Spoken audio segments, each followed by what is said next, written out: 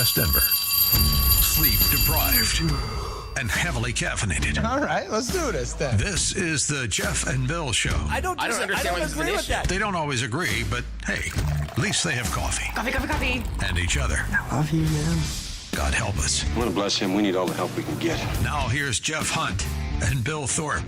The Jeff and Bill Show on News Talk 710 KNUS.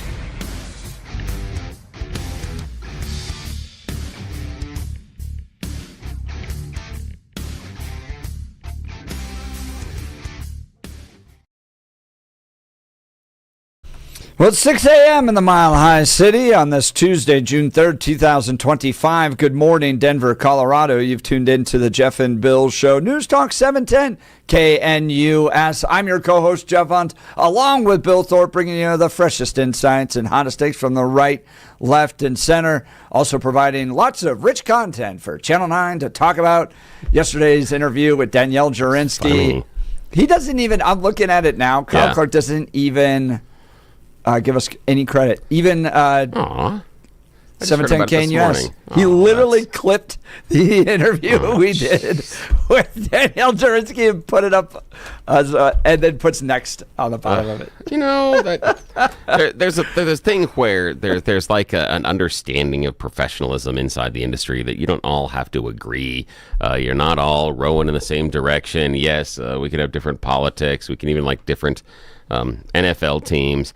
But there's sort of an honor in the business that if you are going to cite something that somebody else does, you give attribution.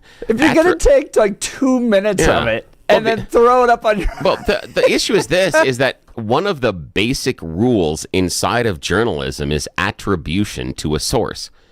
He took our stuff that we did here, and he's not giving us attribution. That's BS journalism. That's BS journalism. That's why we have the stupid T-shirts up. Go to kyleskarens.com and choose a side. This is ridiculous. You need to buy a red shirt today. This is stupid. This is dumb. I am personally offended by this. It's not. I mean, even when he just puts Bill's going red shirt today. The little, the white little letters in the corner. Yeah. 710 KNUS. That's fine. Just attribution. I'm gonna have to go back and look at this thing because if there's no attribution there, So yesterday, Danielle Jurinsky was on the show and she hit a grand slam home run. I mean, just laid into the Democrats that have put our state in a position with their sanctuary state policies, with their kind of weakness and playing around with the free Palestine from the river to the sea chants, all that stuff that I think Danielle Jurinsky rightly identified created a pathway in which you have a firebombing of Jews in Boulder, Colorado that took place on Sunday. So Danielle, a Jewish woman, angry at her fellow Democratic Jews who are putting the party first. And you saw it all in their statements, too, where it's like, we're actively monitoring the situation, condemning hate, all that stuff, as opposed to taking on the actual ideology that is leading to Jews fearing for their physical safety in the state of Colorado. So she comes on the show, just lays into him. That thing goes uber viral. Next picks it up and talks about leading Republicans blaming Democrats for the anti-Semitic terror in Boulder. Aurora City Councilwoman Danielle Jurinsky says Governor Jared Polis and state leaders are not really Jewish and belong to a demonic cult. And I went and posted links to donate to Danielle Jurinsky below his video. So that's ridiculous. Oh, Kyle. So providing all the content to run on the broadcast news later this evening. You've tuned in to the Jeff and Bill Show. It'll be ahead of the curve. This is we make the news, baby. Yeah, I'm really upset about the whole thing. I'm going to go back and look at this thing because that ticks me off. I mean, at least attribution. It's one of the rules. Where'd you get the source? Where'd you get this from? I'm pissed. It's ridiculous. He doesn't want to give us any clout because we're running KylesKarens.com. Yeah, no, but how hard is it just to do your journalistic job? But again, I throw rocks at people not honoring the basic tenets of journalism all the time, and there we go. Well, That's what ticks me off. you can get your Kyle's Karens t-shirts at kyleskarens.com, kyleskarens.com, and you can just imagine what he went through yesterday where he's going, oh, they have such a good interview. Oh, Danielle Jurinsky is just providing red meat. Yeah. But I can't give them credit. The guys with the Kyle's Karens t-shirts. One thing we can't do is do our job and actually give attribution. That'd be silly. Don't prove the point of the shirts that we're printing. For God's sakes, don't do that. By the way, you have till Friday to get your Kyle's Karens t-shirts. Yeah. You have till Friday. Go check them out. We still have one blue one that has been ordered. I haven't broken. I don't know who wants to. I want to ask who ordered it because I can ask the people, but I don't think I should because I don't think that's fair. So it's one of those things that I think it'll just remain a mystery. But yeah, we've sold. Kyle's mom. I know someone's out there. I'm impressed if Kyle's mom found the website. I'm like, hey, all right, I appreciate that. We'll do a push. Yeah. You know, if he's going to steal our content, maybe we'll just bombard his posts with some Kyle's Karens advertisements. It's ridiculous. All right, we've got a lot to talk about. We're going to give you the latest on what's happening in Boulder. Jeff Crank's going to join us in the 7 o'clock hour. He had a very interesting post about the timeline of this firebomber from Egypt. Listen to this. In August of 2022, he obtains a visa. In February of 2023, the visa expires, and it was a travel visa, right? But by July of 2024, Colorado has issued him a driver's license. So instead of turning him over to ICE, Colorado lawmakers gave him a sanctuary pass. Jeff Crank's got some strong thoughts coming. He's going to join us in the 7 o'clock hour.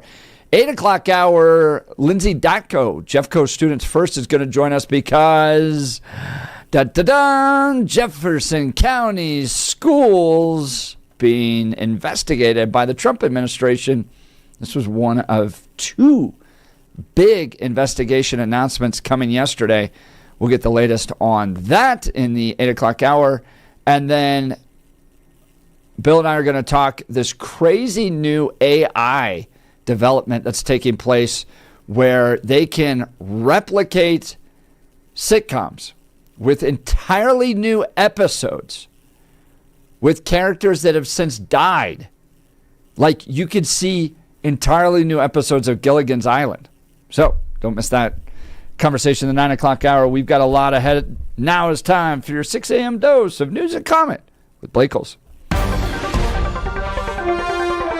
Blake Olson. Blake Olson, news and comment.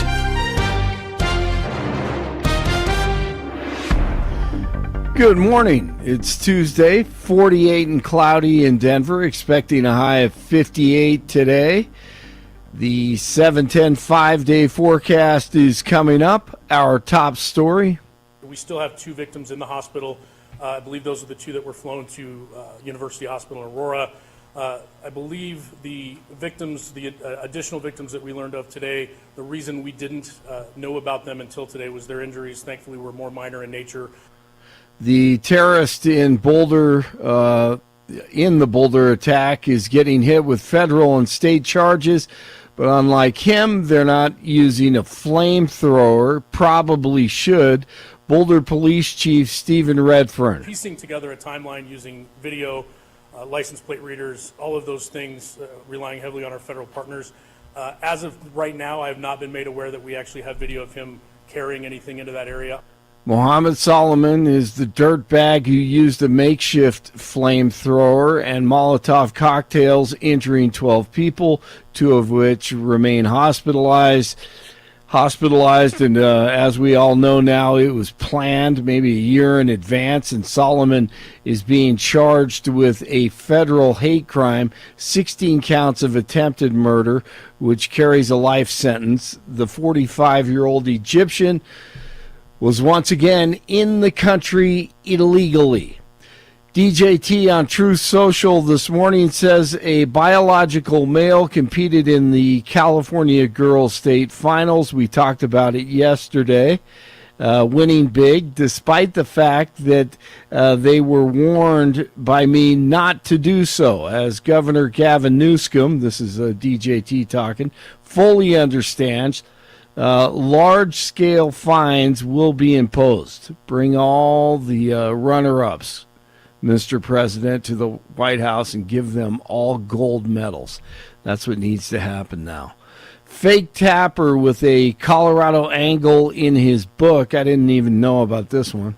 There's a senator, Senator Bennett from Colorado, who went to an event in June 2024 where Biden seemed non-functioning, and he left that event, and this is in the book, thinking this is why our border policy, our immigration policy is such a mess. This guy can't manage the portfolio. There are competing groups within the administration, and he's not engaged for whatever reason, and that's why this policy is such a mess. Did I miss something? Did Bennett say anything about this at the time? Of course he didn't. Why didn't he speak out? I mean, my goodness, it took him that long. All these people are such frauds. Michael Bennett, it's just a joke when you hear fake tapper talk about this stuff. The Supreme Court won't hear challenges this term on bans on assault-style guns and high-capacity magazines. The High Court turned down 2 cases that challenge a Maryland law banning assault-style weapons and a Rhode Island restriction on magazines.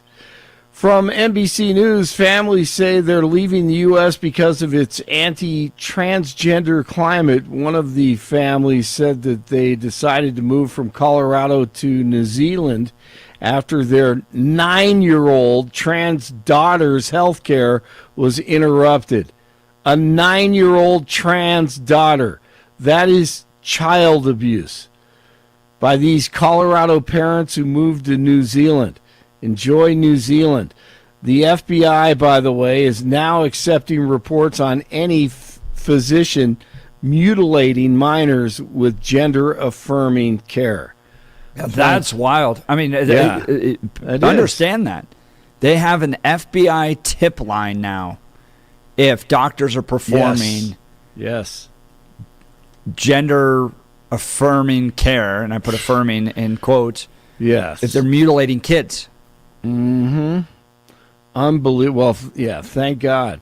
Yeah, I mean, that 9 years old, man. That was something that I always saw as a massive liability.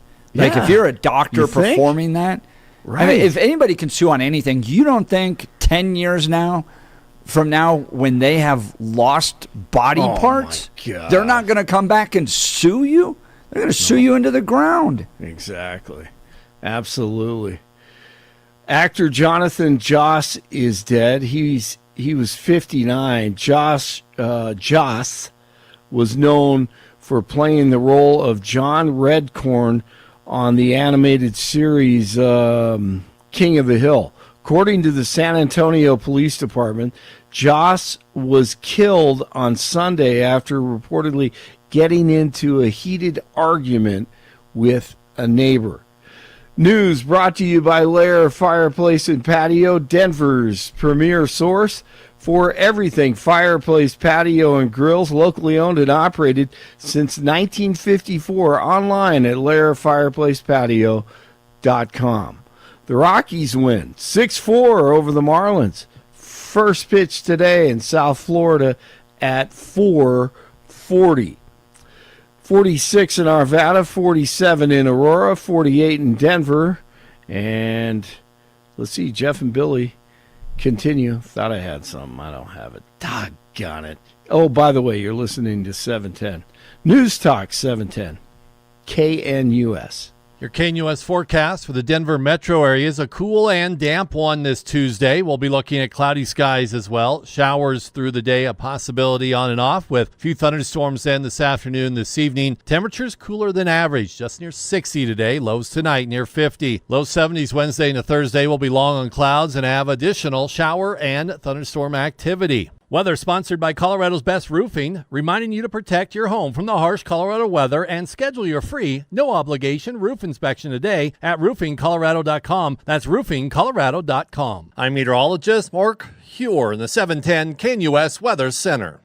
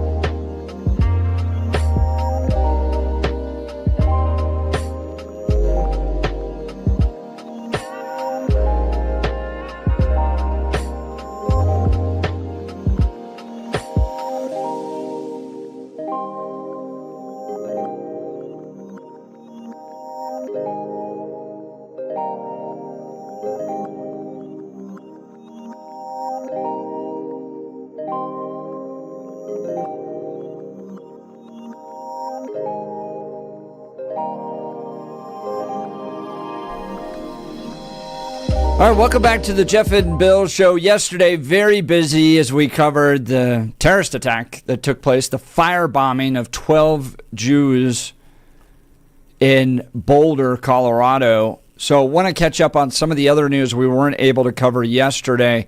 This one was fascinating. Russia's Pearl Harbor. What to know about Ukraine's audacious drone strike. This comes from USA Today. Ukraine destroyed dozens of enemy bombers using a horde of drones smuggled deep into Russia in a stunning attack that Russia's war bloggers are calling Moscow's Pearl Harbor. It was the most damaging Ukraine attack on Russia in the 3 years since Moscow invaded. Ukraine intelligence said the coordinated strikes on June 1st took a $7 billion toll on Russia's military and demolished more than a third of Moscow's strategic cruise missile carriers, including planes capable of carrying nuclear warheads. Ukrainian President Zelensky called the massive attack, which he said used 117 drones, his country's longest-ranged operation. It had an absolutely brilliant outcome, Zelensky said. Russia has had a very tangible loss, and justifiably so. Kiev's ambassador to the United States called the attack a very successful defensive operation in Russia against Russian aircraft that on a daily basis bomb our hospitals and schools and kill our kids. Speaking at an event in Washington, D.C., the ambassador said it was the best example of how innovation can and should work in defense, with Ukraine set to meet Russia for U.S.-brokered peace talks amid aggressive Russian advances on the battlefield. The ambitious June 1st attack showed neither side is counting on a breakthrough in negotiations. What was wild about this, Bill, is that apparently these planes, these bombers, were like the ones that we used prior to the stealth bombers. Oh, yeah, yeah. I think the B-52s? Yeah, B-52s, like, yeah, some of their older stuff. Right, yeah. Older stuff, but long-range capabilities, which Russia now doesn't have anymore. And this was part of the triad of nuclear defense. So ballistic missiles, airplanes, and submarines. And essentially, the airplanes were just taken out.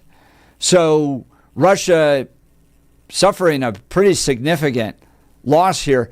I've seen some experts weigh in about the fact that this could be really problematic for Putin. Yeah, it could. And while the destruction may not necessarily be at the total level of what went on in Pearl Harbor, it does have the same impact because in order for Russia to replace this fleet, it's going to take time. And some of those planes aren't built anymore. And so there are, you know, you can't get parts. And so repairs, you've got to manufacture new planes. This is a huge problem. And this, honestly, from what I'm reading about how this operation was done, this is going to be a movie. Now, it's not going to be right away. Yeah, what have you seen? In the next decade, this is something that went on. They're talking about planning for 18 months. So this is the thing to think about is that, remember when Zelensky was sitting in the Oval Office and Trump was berating him that he had no cards? Zelensky was playing his cards. This operation was going on then while he was being berated that he had nothing. There was no way he could fight back. So I think that's just an interesting piece of the puzzle in this one. You don't think the U.S. knew that this attack was coming? Nope, not at all. They didn't tell us. No, we've confirmed that. They did not tell us because we were afraid. They were afraid that we would spill it to Putin. They were afraid. They did not tell us. We had no clue this was coming. We were in the dark. They did not share. So we had no clue on this one. And I think that, again, that's a testament to them being buttoned up, that they can work with us so closely on a level and still keep this thing hidden. The idea is they took several semi-trailers and smuggled them into Russia, and then brought them near the airfields and the places of the attack. And there were timers on the inside, and there were a bunch of drone operators inside of Ukraine. And there were some relays that had to be set up and some other stuff. But at the time, the top of the back of the semi-trailers opened up, not the sides, not anything else. It was the tops that opened up, and all the drones flew out and then went on their missions. And that's how they were able to get in underneath security, underneath radar. The other thing that is super, super, super scary that the U.S. should be looking at is this was fairly low tech, and it worked brilliantly. So it's not a matter of when we go into our next military conflict. It's not necessarily always going to be a matter of who has the most technologically advanced tanks or bombers or missiles. It might come down to, in some areas, who can use a drone you can buy at Walmart most effectively. That's kind of spooky about what that does to the balance of power. This one's interesting. But yeah, Putin is in a tight at this point because he's going to have to replace this stuff. And most importantly, what I appreciate on this is Ukraine went after the planes that Putin was using to launch missiles into the country and to launch those rockets. They went after the ability for Russia to strike inside of Ukraine. That's incredibly smart. This thing will be made into a movie. This thing will be made into a movie in the next decade. What are you anticipating Russia to do? They're gonna rattle their saber. They're gonna be angry. They're gonna try to see what they can do. They may use some of their more expensive missiles and launch them into Ukraine. They're gonna try to get a little payback. But the one thing I don't think they're gonna do is come to the negotiating table because they're gonna want retribution for this. In fact, I saw floated recently that coming out of Moscow, their proposal for a settlement in Ukraine is in part to give them more territory than they already possess. That was part of what they wanted. Is like, give us more than what we've captured. What? Hang on here. So they're not being serious. So Russia's not serious. I understand the critique that Russia's not being serious in wanting to achieve peace, right? Because even prior to that, they wanted all the land that they've already taken. Yep. So, and we've critiqued Russia on the show for having outlandish expectations in order to achieve peace. Well, can you say now the same thing about Ukraine? That what? With their response, this drone attack on the bombers, that they're not interested in achieving peace? No, not at all. Ukraine would take peace. And here's the reason why, is remember this, and this is part of the functionality of this conflict. If Russia stops fighting, the war is over. If Ukraine stops fighting, there's no more Ukraine. So this is not about Ukraine's not the aggressor. This is defensive. This is Ukraine trying to keep Russia from hitting them. Russia is the one that is the aggressor. That if Russia came to the table tomorrow and said, we want to stop this, we want to fight an end, Ukraine would do it.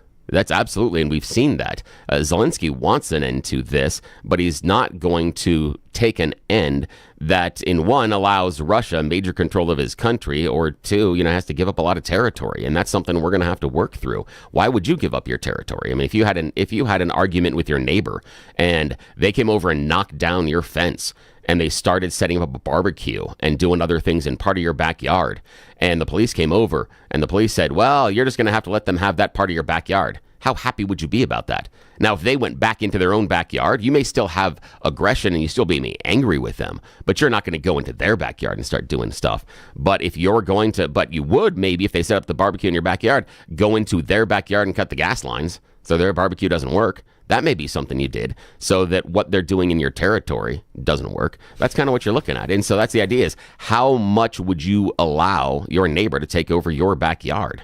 That's what, that's in some ways what Ukraine's looking at this point. So, yeah, if Russia stops fighting, war is over. Ukraine stops fighting, no more Ukraine.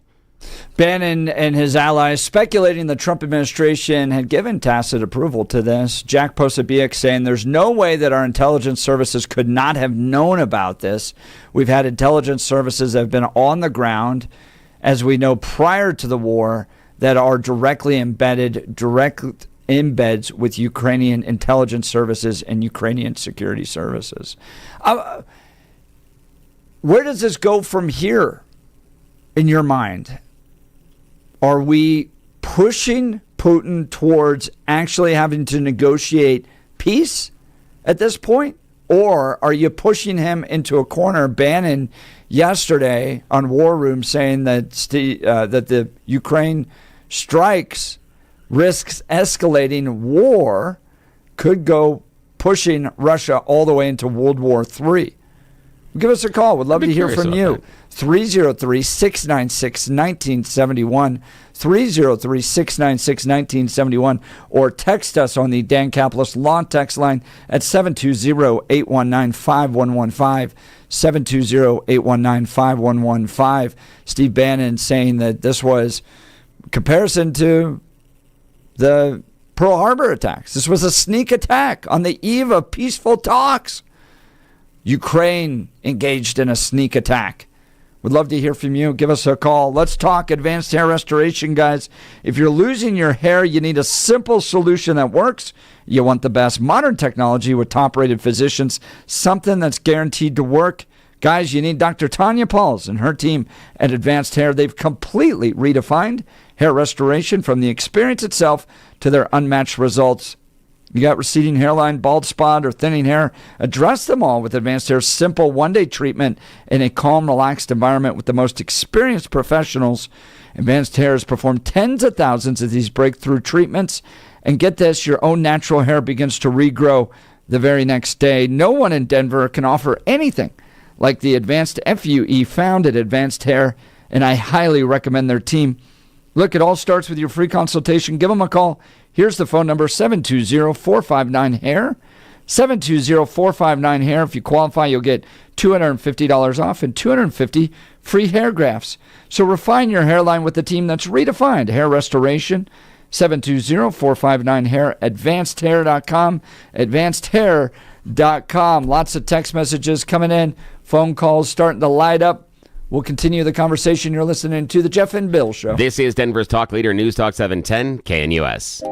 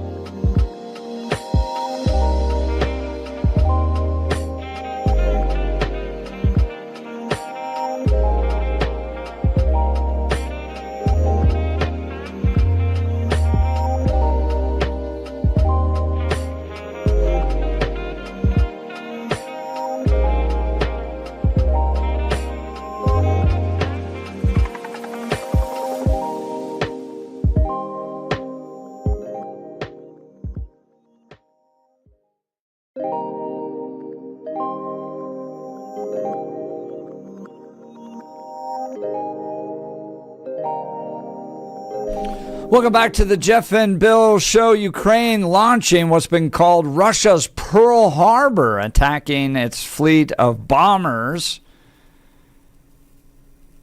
and destroying a good portion of them. Estimates in the realm of $7 billion toll on Russia's military. Now, if you remember, Trump was saying recently that Russia was playing with fire by not being willing to negotiate. And then a few days later, this attack comes. I was looking at Trump's Truth Social. I don't see any comment on Truth Social. Has Trump made any comment about this yet? I haven't seen anything, but I don't pay attention to 100% of what he's, I guess you'd say truthing. God, that's a weird word. But yeah, I'd pay attention to it. I didn't see anything as far as a comment.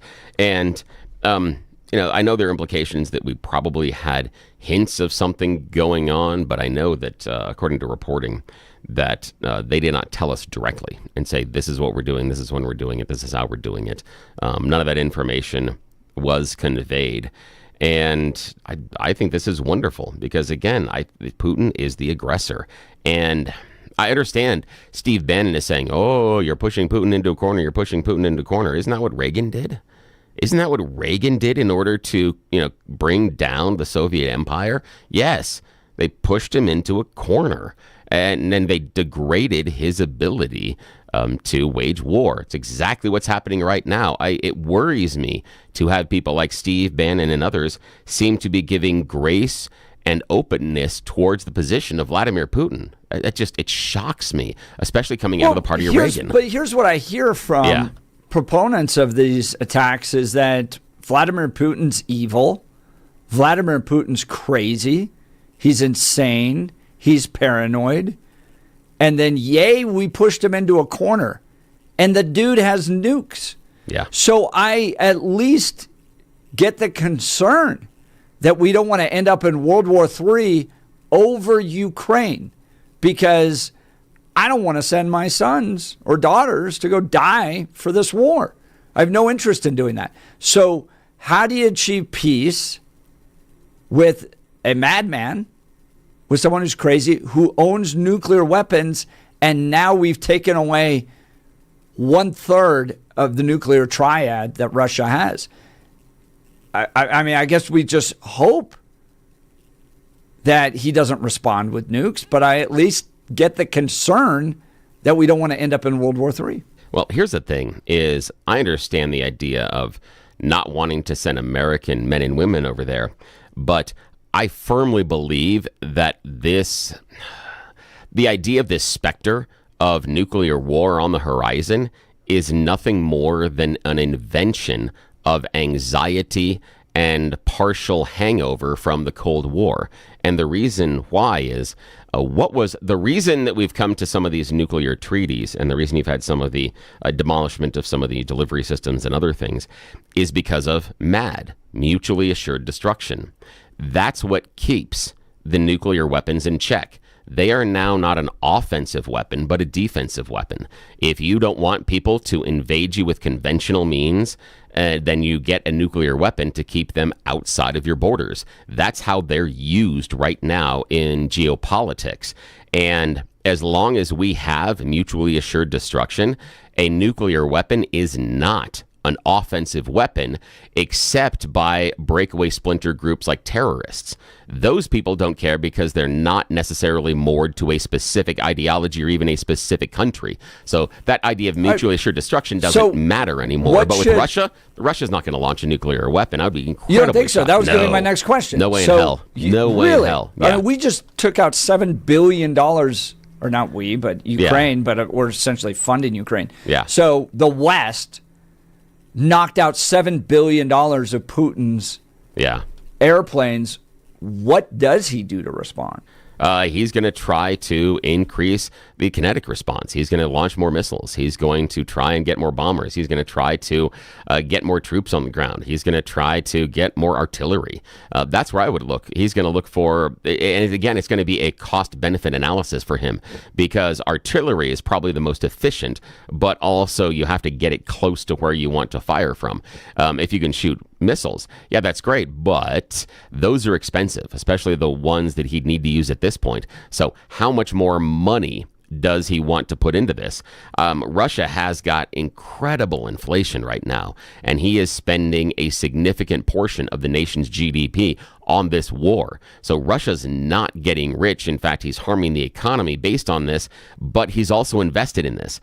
He has sold this as a war of liberation and expansion and for Russian pride to the people of Russia. So he can't back away and be the loser. He does need a way to save face, which I believe is the one card that we really have in this one. But no, the mutually assured destruction makes nuclear weapons no longer palatable, because as soon as he launches one, even if it's a tactical nuke into a portion of Ukraine, there's a couple of problems with that. One being he now becomes a pariah, and the chance for response from other nuclear nations is significant. The other problem is this: radiation moves through the air, and it would be incredibly stupid to launch a nuclear attack on your border when much of the radiation can blow back into your own country. So some of the fallout and everything else is going to affect your own people. So that's going to be a problem, and that's something that, whether or not he agrees or disagrees with what's going to happen with the radiation, that's medical stuff that he's going to have to deal with in his own country. So it's not going to happen. In fact, this is going to be really weird here, but I'm going to take this tangent just for a moment.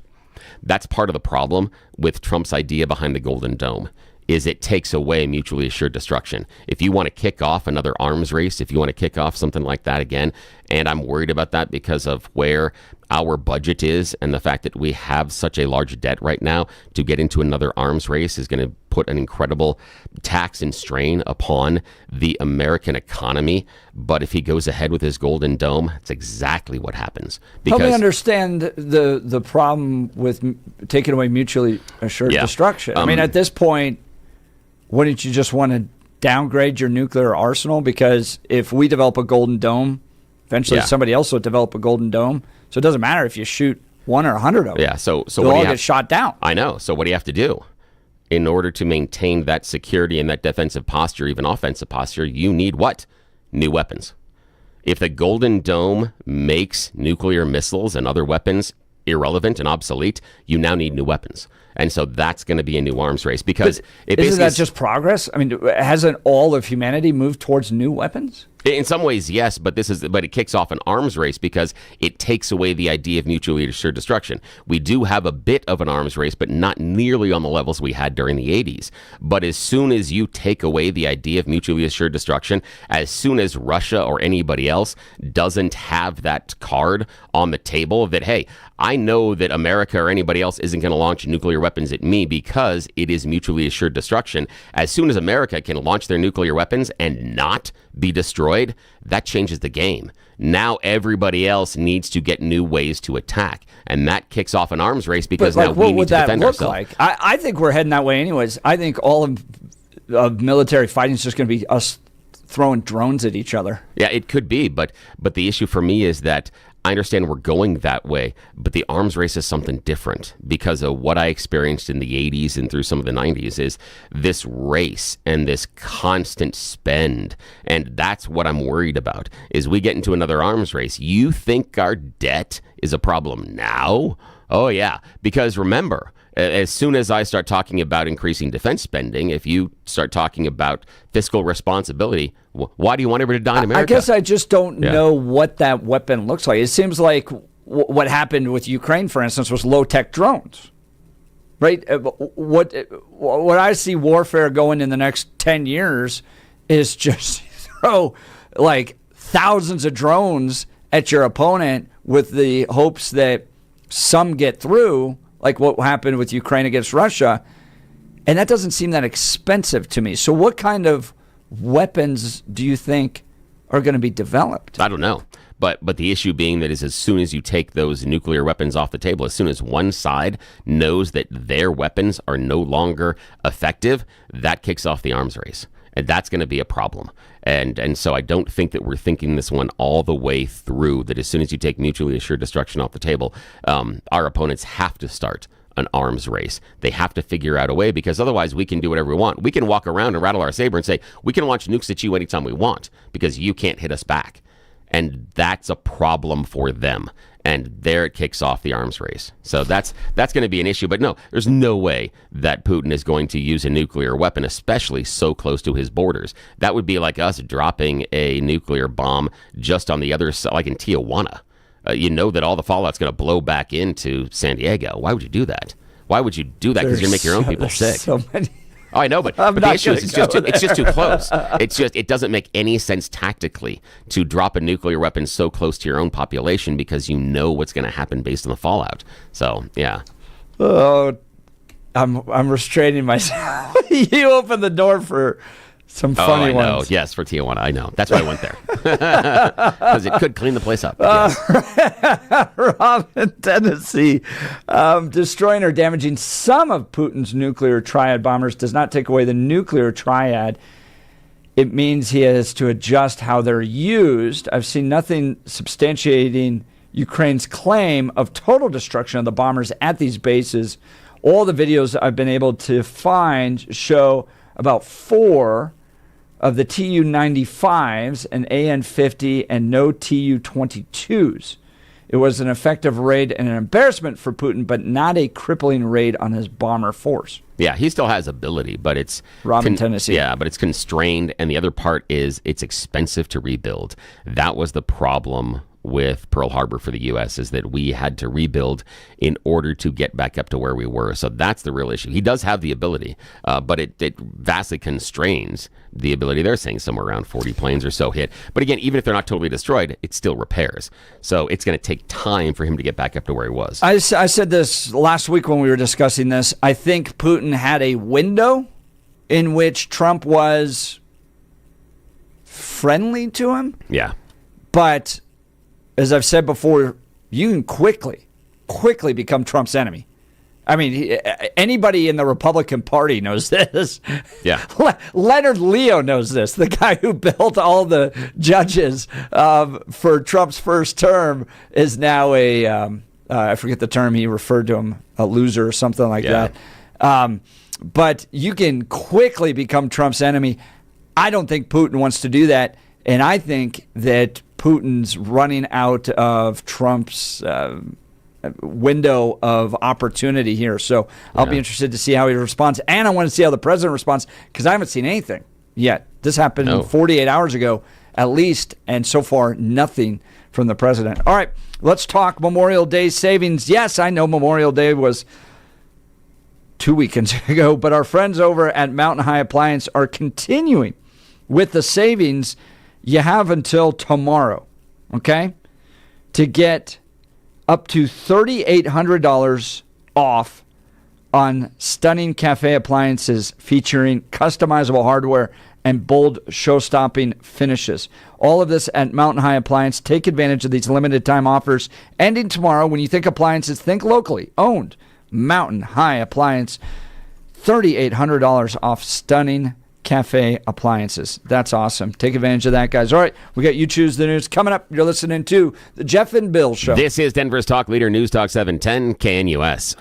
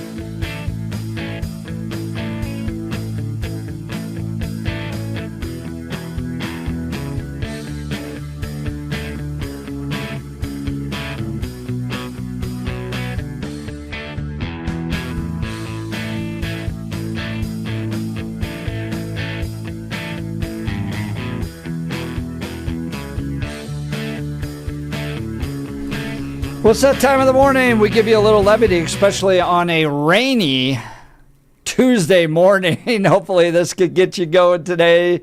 Some You Choose the News. Yes, we're going to lean into the more bizarre things that us humans do.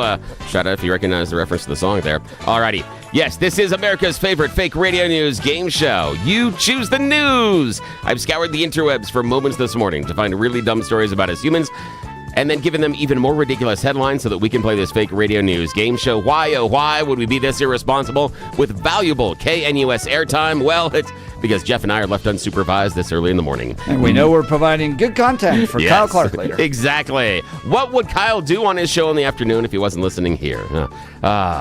Inquiring minds want to know. Alrighty. Here's what our stories are today. Blake Olson is always joining us from the newsroom. Gentlemen, your headlines. Headline number 1. Want to buy your stolen stuff? Headline number 2, space ties. Headline number 3, pss, pss, pss, pss.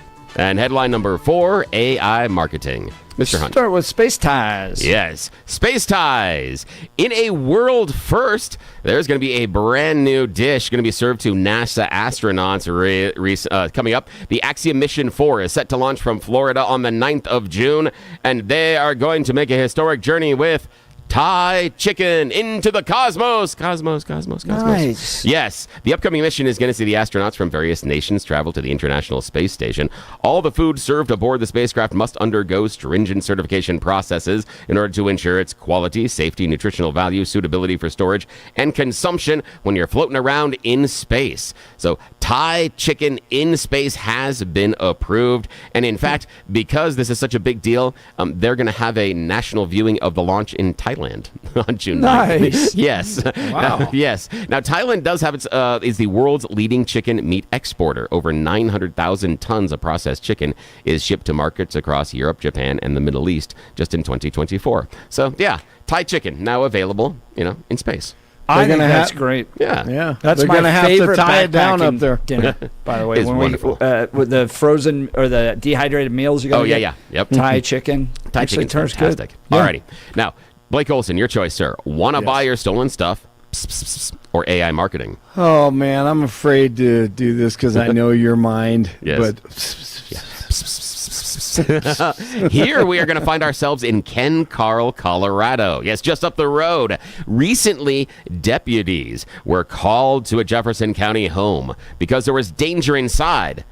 A putty tat. Yes, a kitty cat had wandered in from outside. No, not the usual house cat. This was a bobcat. Wandered into the home's living room, cozied up on a high shelf. Well, when the deputies from Jefferson County arrived, they go, can I use my laser pointer?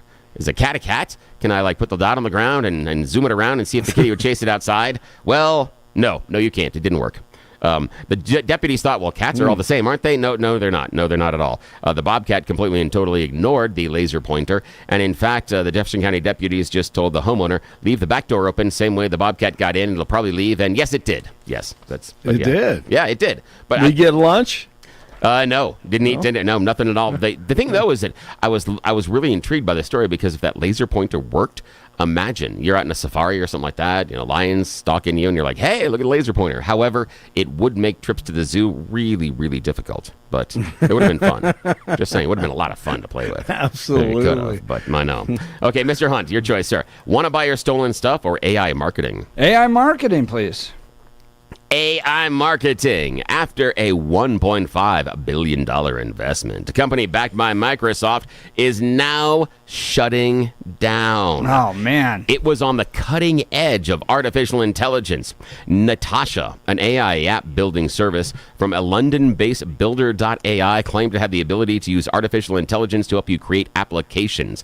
Coming up with app designs, writing code, Natasha was pumping out programs in record time. This is incredible for artificial intelligence, except it was functioning without the artificial part of it. It's been revealed that it actually was a workforce of over 700 human Indian engineers. Yes, people just in India, just like the customer service. Hello, customer service. Same thing. 700 engineers in India were actually doing all the coding, all the other work, but the company was representing it as a breakthrough in artificial intelligence. Yes, the company had a valuation of $1.5 billion, but it turns out they weren't actually investing it in technology. They were paying people's salaries. Yes. Now, employees said the majority of the labor was actually produced by the humans. They did use some artificial intelligence, but that was only for clerical work done by basic general software you can probably buy at places like Micro Center. The farce has lasted for 8 years. Wow. Until recently getting exposed by an intrepid reporter doing actual journalism and citing his sources, unlike Kyle Clark over at the other station doing stuff. I had to close the circle there. That's it. All righty, gentlemen, that is it. That is the end of You Choose the News. Enough of the frivolity. Let's get back to the regularly scheduled part of the program. Well, that was great, Bill. Thank you so much. Love You Choose the News. Coming up in the 7 o'clock hour, Jeff Crank's going to join us, giving us the latest update on this terrorist attack that took place in Boulder. Not going to want to miss that. In the 8 o'clock hour, Lindsay, Datko, Jeffco, Kids First. Trump administration launching an investigation into Jefferson County schools. We got it all for you. You're listening to The Jeff and Bill Show. This is Denver's talk leader, News Talk 710, KNUS.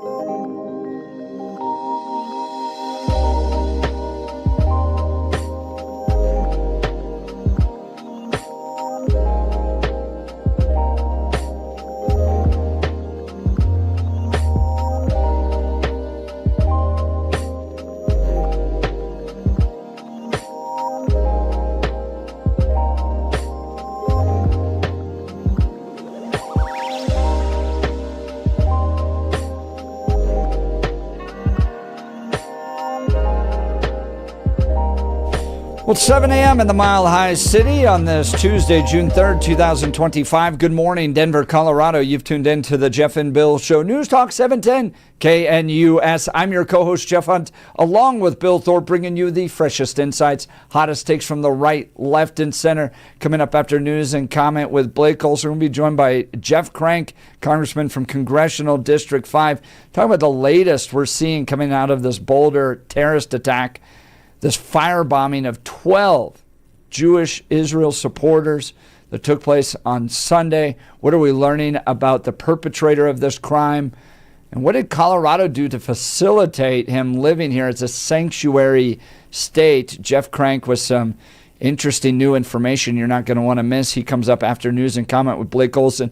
In the 8 o'clock hour, Donald Trump launching a Title IX investigation against Jefferson County schools about their requirements allowing biological males to spend the night in girls' dorms on these sleepaways that schools go on. Is this a violation of Title IX, of the rights and protections of young ladies as well? Well, Donald Trump, with Linda McMahon as Secretary of Education, launching an investigation into this. We'll get to that in the 8 o'clock hour. And then the use of AI to create new sitcoms, like brand new storylines with actors that are no longer alive. Bringing back Gilligan's Island, for instance. This is crazy. The entire industry is changing. Bill, I don't know if you saw this, but Disney laying off a whole bunch of people yesterday. Yeah, they did. I mean, and reality television down 60%. Now, you may find this interesting, but one of my buddies growing up is the producer of Jersey Shore. My apologies. And he is on his 17th season with them. That, again, yeah, I've seen that. And, it's funny. My son and I were watching something the other day, and the ad came up for some sort of new thing with Jersey Shore.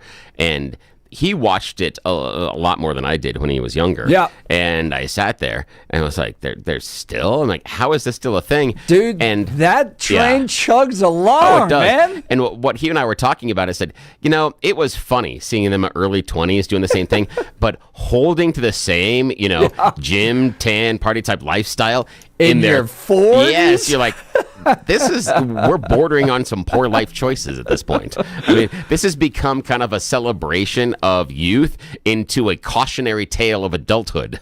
This is a really weird evolution of where they are. If you can make $1 million a season, I don't know how much they make, but I have no idea, but still. Make $1 million a season by acting the fool. Oh, hell yeah. You probably do the same. I would ride that train 17 years going. Absolutely. But yeah, other reality shows down 60%. And now everything's going to go AI, and the studios are just going to rely on computers to develop stories now. I love this because think about it this way. We went from, coming up with an idea for a show and writing a story and then creating characters that are understandable and that emotionally resonate with the audience is hard, and finding particular actors and actresses and paying them portray those. They've been trying this craft for years. They've been trained to do this. Finding the right people for those roles, that's hard. It is so much easier to do a pseudo reality TV show, have it partially scripted, and have people that have never been on TV before and just see what happens and then set up some car crashes and people watch it because it's in part less expensive and easier to produce. So when that money train starts drying up, the studios don't go, oh, maybe we should go back to writing this. No. They're like, let's go make it cheaper.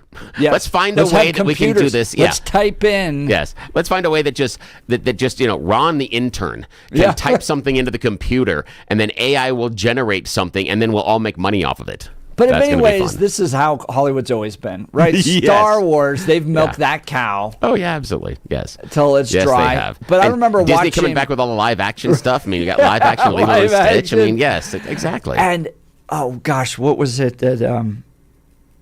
it just fell out of my... Walking Dead. Oh, yeah. We would watch Walking Dead, and then you would just realize at a certain point, every television show does this, where they realize they can have the characters do nothing of quality and still get ad revenue out of it. And so the train just chugs along keeps with going. no actual storyline development. Yeah, no storyline Like, at all. I remember we would get a few seasons into The Walking Dead, and you're like, that nothing happened this season. No, all they're doing is just run from the zombies. That's basically it. That's the entire theme. It's just, let's run from the zombies. Yeah, and that's funny. In fact, I'm surprised there is somewhat of a storyline now. I have not seen the new Lilo and Stitch movie. I'm just going to take us in a different direction for a sec.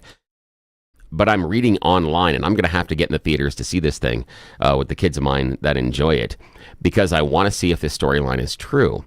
I have read online that they've changed the end of Lilo and Stitch, and they've done it in a way that basically tears apart the entire foundation of the original. Interesting. Yeah, I was seeing from people online asking, did the person that wrote the live action adaptation ever see the first movie and reflect on it? Because it goes 180 degrees away from where the first one ends. And those 90s years for Disney were so good. Little Mermaid, Lion King, all that. So yeah. And now they don't even have story coherence. Yeah, not at all. This one, if you were a Lilo and Stitch fan, think about how that movie ends. They go completely in the opposite direction, which breaks apart the premise of the entire movie.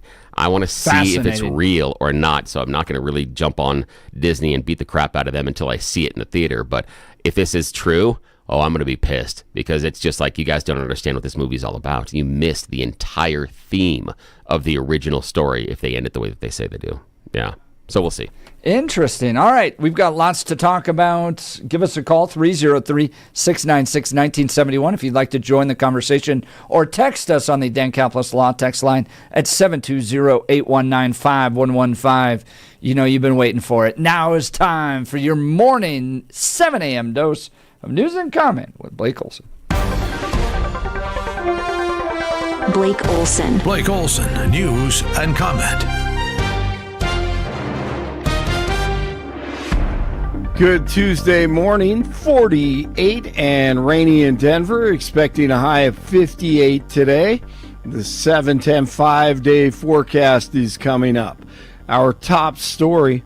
A Holocaust survivor was burned yesterday. Burned. Survived the Holocaust and burned. And they're closely monitoring the situation. Shame on you. Aurora Councilwoman at Large Danielle Jurinsky on with Jeff and Billy, of course, on Monday, ripping Governor Polis. A group of Jewish state lawmakers asking allies to speak out against anti-Semitism following Sunday's attack in Boulder. 6 members of the legislature issued a statement Monday saying the rising tide of anti-Semitic attacks threatens the fabric of what makes America worth believing in. It also urged people to confront hate forcefully before it becomes normalized. Sunday's attack injured a dozen people, taking part in a weekly march calling for the release of Israeli hostages held by Hamas, of course. The suspect yelled, "Free Palestine," during the attack, and he was here illegally. He's been here for 3 years. He planned it for a year. Sanctuary cities and states don't help to prevent terrorism either, by the way. And now, 3 years later, after coming to this country under Joe Biden's administration, he is lighting Jewish people on fire. Caroline Levitt on Monday. A Jewish organization is trying to raise money for the people injured. Jewish Colorado announced the creation of the Boulder Security Fund. The group hopes to raise $160,000 in addition to offering direct victim support. The fund will help pay for enhanced security for Jewish institutions and events and trauma counseling for those affected. The left is filled with freaks and anti-American sentiment, of course, as most of us know. Legendary playwright David Mamet on Fox News compares Dems to pedophiles. And everything in the Democrats' playbook is denial, which takes all of a person's mental energy. It's no different than a dysfunctional family. If you have a family and dad is a pedophile, the problem is not that dad is a pedophile, but the problem for everyone in the family is they have to deny that dad is a pedophile, because if they face it, the family as they know it is going to fall apart and they don't know what comes next. It's horrific. It's legitimate, but it's horrific. Yep. That's where the Democrats are now. Yes, it is. I interrupted him about 3 times. The mainstream media, as we know, is over 90% lefties, probably more, maybe 95, 99, who knows. And F. Chuck Todd out there again saying it wasn't the media's fault that no one reported on Sniffin' Joe. There's almost an eagerness to blame the press without looking at actual who should be blamed here, and it's the leadership and, frankly, the members of the Biden administration and the leadership of the Democratic Party, who they're the ones that lied. Look, at the end of the day, no journalist is as good as their sources. At the end of the day, the Democratic Party lied to the American people. The leadership of the party lied to the American people. And that's where this scandal should be centered. On with Piers Morgan. Oh, my gosh. Can you believe that, dude? Yeah, I mean, come on, guys. We know you're all in the tank. You're so far in the tank for the Democrat Party, you're wearing a scuba suit, okay? The media and there's no division. There's no, gosh, we should have held the Democrat Party. You are the Democrat Party. Yes. Golly. The propaganda arm. Unbelievable.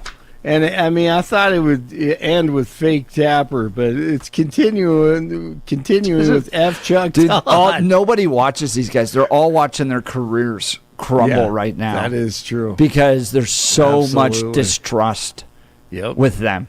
And they absolutely did it to themselves. I we can go back. I continue to throw out these videos of Kyle Clark, for instance, saying, don't question the government with regards to COVID. It's like questioning firefighters showing up to your house. The guy was so far in the tank for pushing the government agenda on COVID. Yeah. And then when the vaccine came out, he's shaming people, saying you should be humiliated if you don't get your vaccination. Yeah. And then they're shocked no one trusts him anymore. Hey, you wanted another. Why don't you just? Here's what I'll do. Instead of saying 9 News or KUSA, since they don't want to attribute you guys, let's just call them KBTV. I'm old enough to remember KBTV. You're not old enough, Joe. Yeah, KBTV was their former call letters. So. And it was combined. Was that prior to the Olympics? Because my dad always talks about how they got the Olympics in like 80-something, and then everybody moved over to start watching Channel 9. Like that was the big change. I think that was. Yeah, it was, when did that happen? I think mid-90s. I'm sure I know there's a bunch of 9 Newsers out there listening right now. They know. Oh, yeah.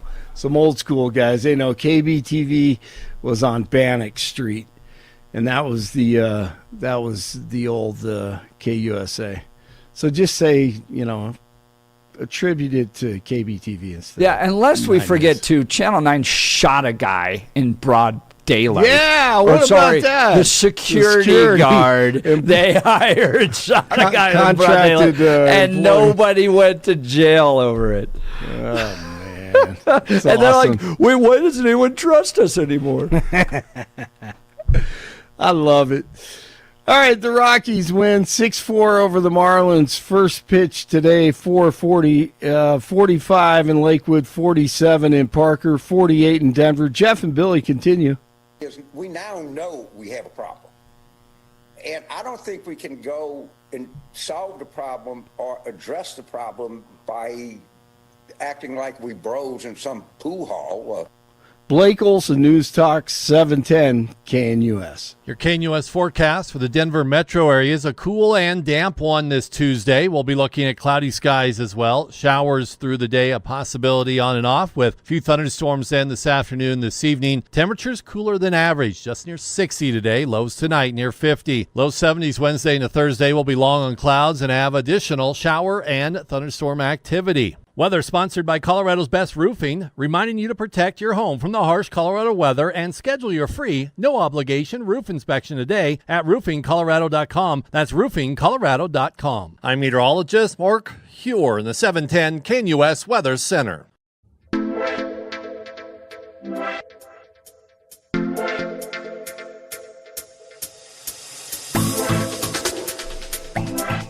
Always glad to have him joining us. Great friend of the show, doing wonderful work down in Congressional District 5. That's the Colorado Springs area. Representative Jeff Crank joining us. Good morning, Representative. Well, good morning, Jeff and Bill. How are you guys today? Doing good. You know, like you, we're still reeling from what happened, the attack in Boulder on Sunday. You have some interesting insight into the attacker yesterday, posting that Colorado issued a driver's license to this guy even after they knew he was an illegal alien. Talk to us about that.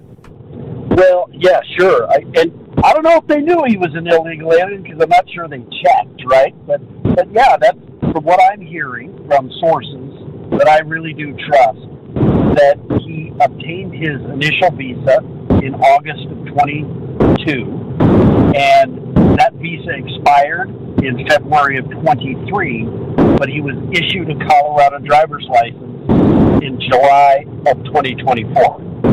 So it's unbelievable and it's shocking, but that's what's happened here in the state of Colorado. Representative, we got a bit of a rough connection. I'm going to have Bill recall you back and see if we can improve that connection. Stand by. In the meantime, let me tell you about Dan Kaplis with Dan Kaplis Law. Dan suggests you should choose a lawyer who shares your values because who you choose to represent you in an injury case says a lot about you to everyone involved in the case. Dan Kaplis, the son of a police officer and a former seminarian, has dedicated the last 40 years of his life to helping people who are hurt in serious motor vehicle crashes. Dan is believed to be the only lawyer in Colorado history to win 5 straight multi-million-dollar verdicts in Colorado crash cases. Dan is also believed to have won the largest truck crash verdict in Colorado state history. Dan Kaplis Law is the official law firm partner of the Denver Nuggets and the Colorado Avalanche. Dan Kaplis Law, a serious firm for serious cases. Dan accepts righteous injury cases on a percentage fee basis so that he can represent good people from all walks of life without regard to ability to pay. So if you need Dan's help, give him a call. Here's the phone number, 303-770-5551.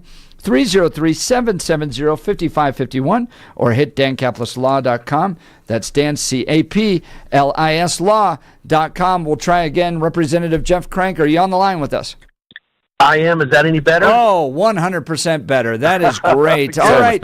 So you posted yesterday new information from trusted sources on the Boulder attacker accused terrorist Mohammed Sabre Solomon. And you lay out a timeline here. On August of 2022, he obtained a visa. By February of 2023, the visa expired. But then nearly a year and a half later, in July of 2024, Colorado issued a driver's license to him. Give us some insight on that. Well, I mean, first of all, this is the information I'm getting from people that I trust, sources that I trust very much. And I guess it's shocking to us when we hear it because we're looking back now and seeing what a monster this person was. But I don't know, should it shock us when we just purposefully hand out and we say, as a state, the state of Colorado says they don't care if someone's here legally or illegally, they're going to issue driver's license. This is a total breakdown of the rule of law. And, I guess it shouldn't shock us, but it definitely does. And they actually reduced the time you have to be here in the state in order to get that driver's license. So not only do you not have to be a resident, you used to have to, I think, spend at least a year here in Colorado in order to get a driver's license. And just this last legislative session took that away. So I think you can just show up and get a driver's license now in Colorado. Yeah, I think you can. If this doesn't concern anyone, I know in the government it certainly concerns me, and I think it concerns most citizens of Colorado. And I'm anxious to look. I'm looking more into this. I'm trying to find out if he was registered to vote. I don't know that. I think initially I don't think he was, but I am going to continue to look into that. And of course, if he was, gosh, did he cast a ballot? But we'll see. I don't know about that. But I'm also looking into seeing, did he have contacts with law enforcement? And, interestingly, if he did, could he have been stopped if we still allowed law enforcement to talk to ICE? Right now, law enforcement right now can send over a list, although this new law, we're going to see how this clamps down on it. But just a year ago or so, law enforcement could talk to someone and say at ICE and say, here's who's in our jail.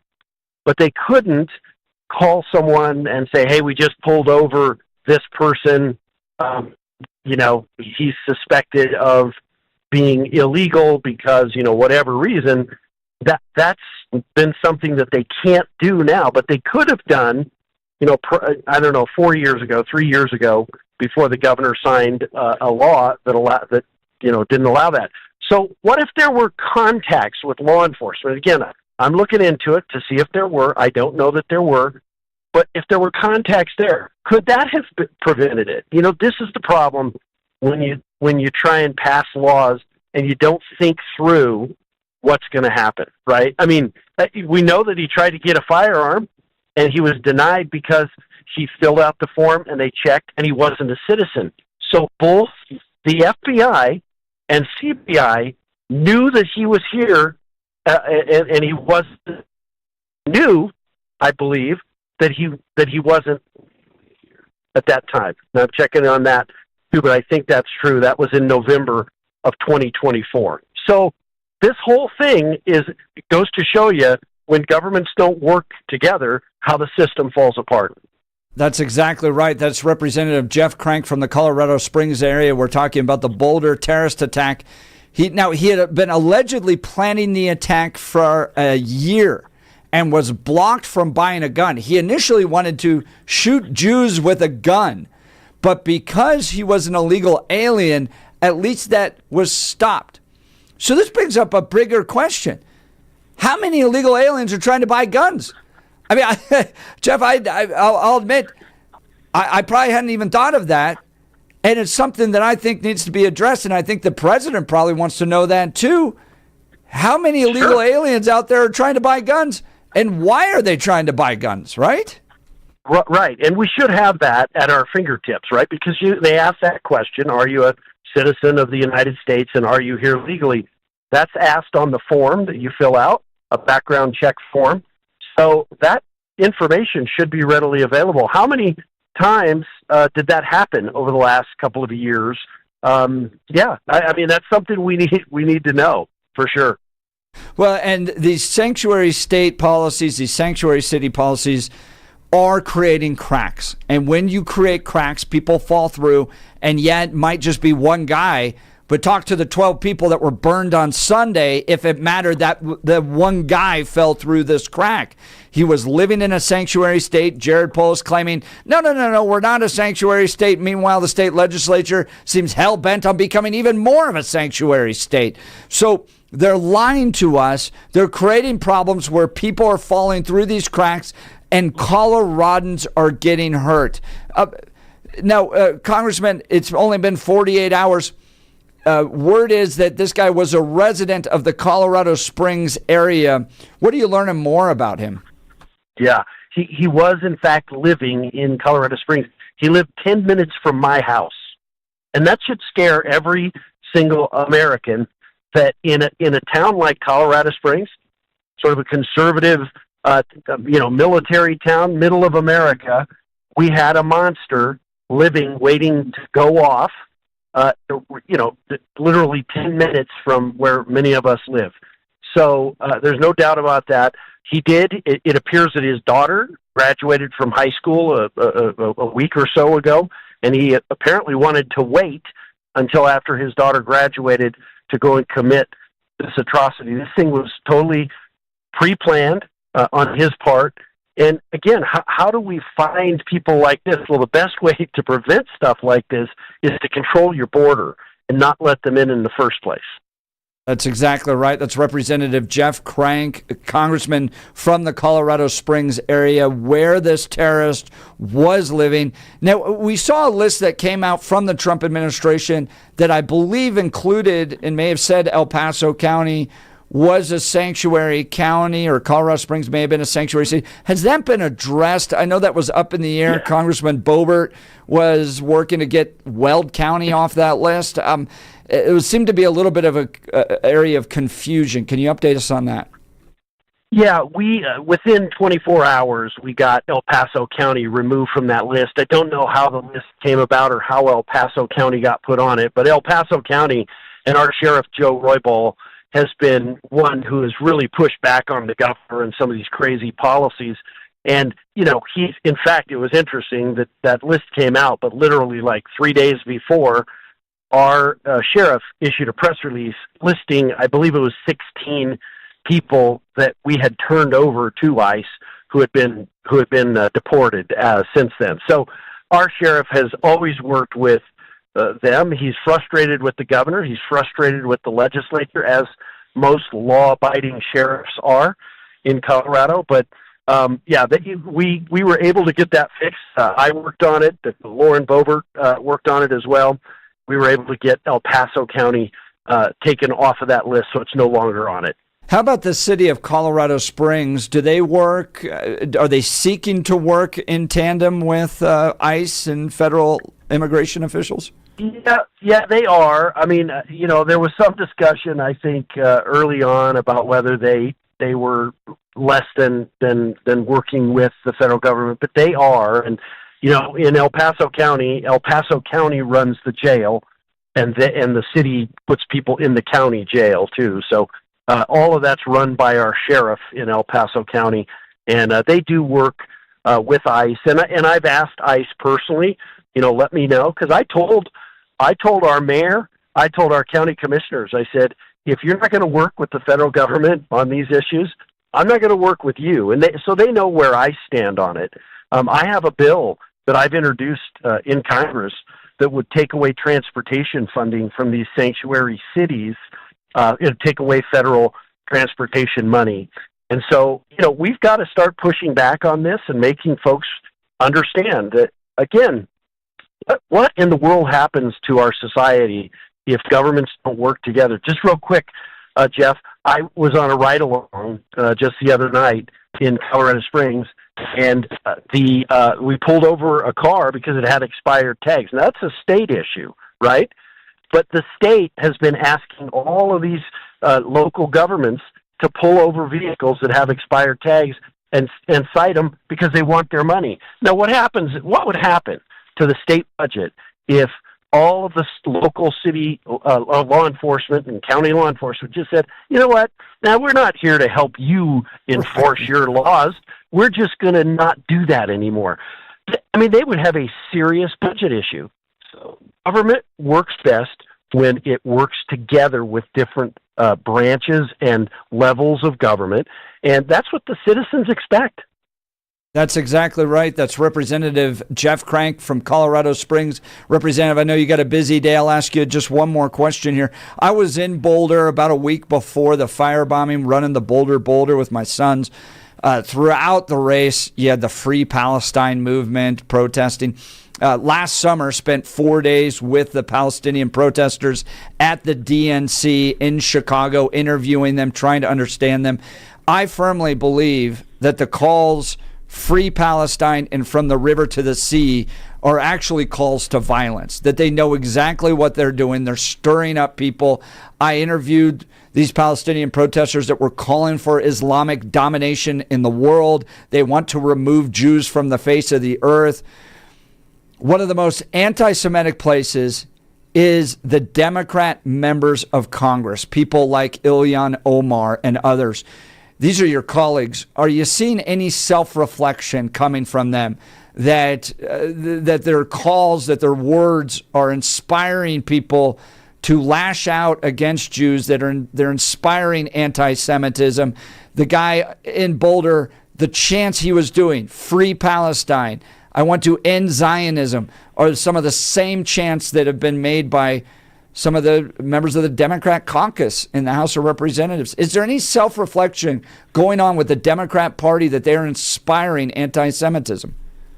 Well, I don't know overall if there is a reflection on the part of Democrats. I can tell you there isn't on the part of folks like Ilhan Omar and Tlaib and some of the others, just absolute radicals. I mean, it's frankly embarrassing, some of the positions that they take and the votes that they cast. I mean, sometimes we'll vote on something to condemn, violence against Israel, and they'll vote against it. And it's, the vote is 422 to 5 or 3 or something. So that kind of nonsense goes on. I do think the Democrat Party needs to wake up on that issue. They have a growing number of people within their ranks who are anti-Semitic and who are really pushing this as an issue. And it's a divide in their party. But I tell you, if they want to be a party that attracts votes, they need to, first of all, as a party, renounce that wing of the party. And I would just say, not only on the anti-Semitic aspect of this, but, we all, and political violence is wrong. And, I've called it out when we had, as you know, I was on the radio when we had the tragedy in Colorado Springs where the shooter came down and shot up Planned Parenthood, killed one of our police officers down there. I condemned that, as we all should have. That violence is never the way to go on these sorts of things, and we must condemn it.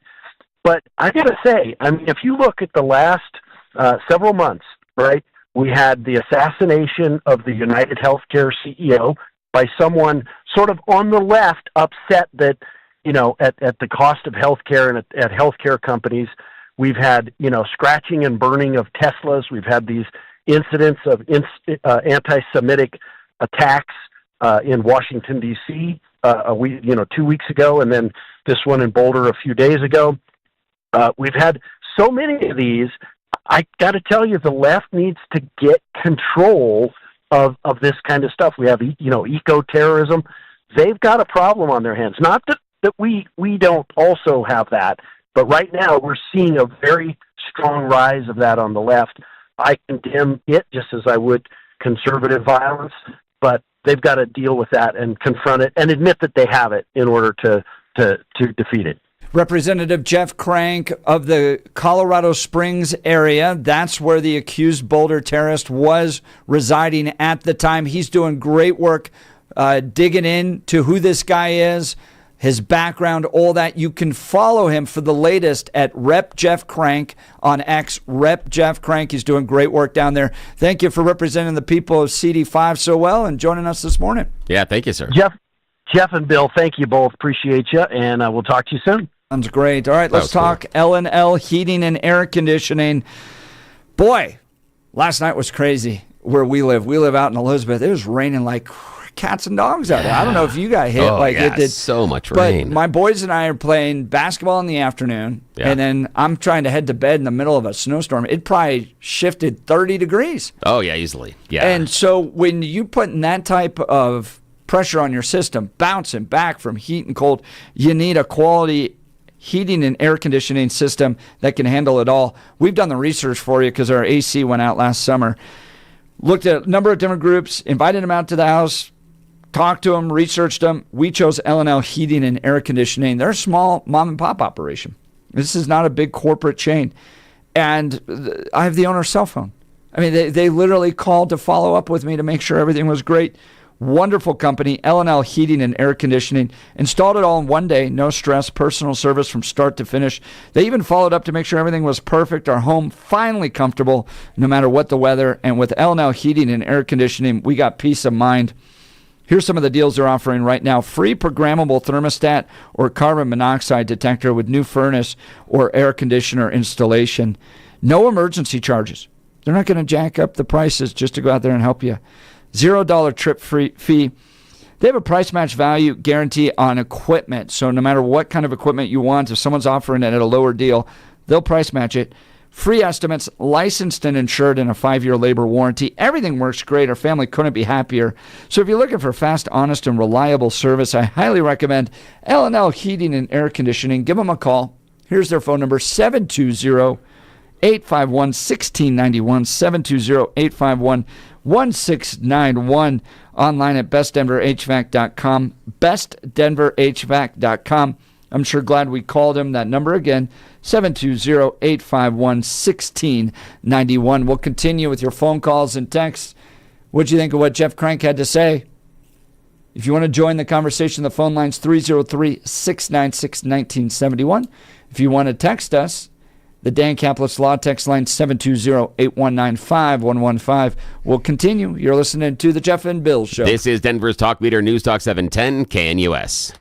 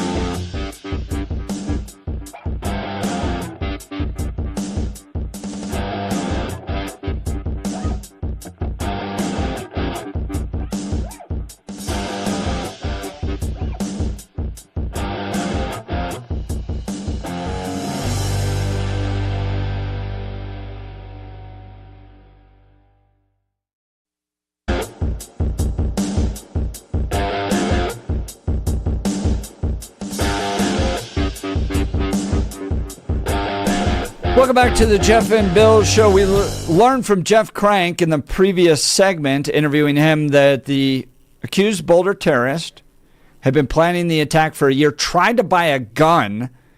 He wanted to shoot Jews, couldn't do it because he wasn't a legal citizen here. So he's blocked because he was an illegal alien from purchasing a gun.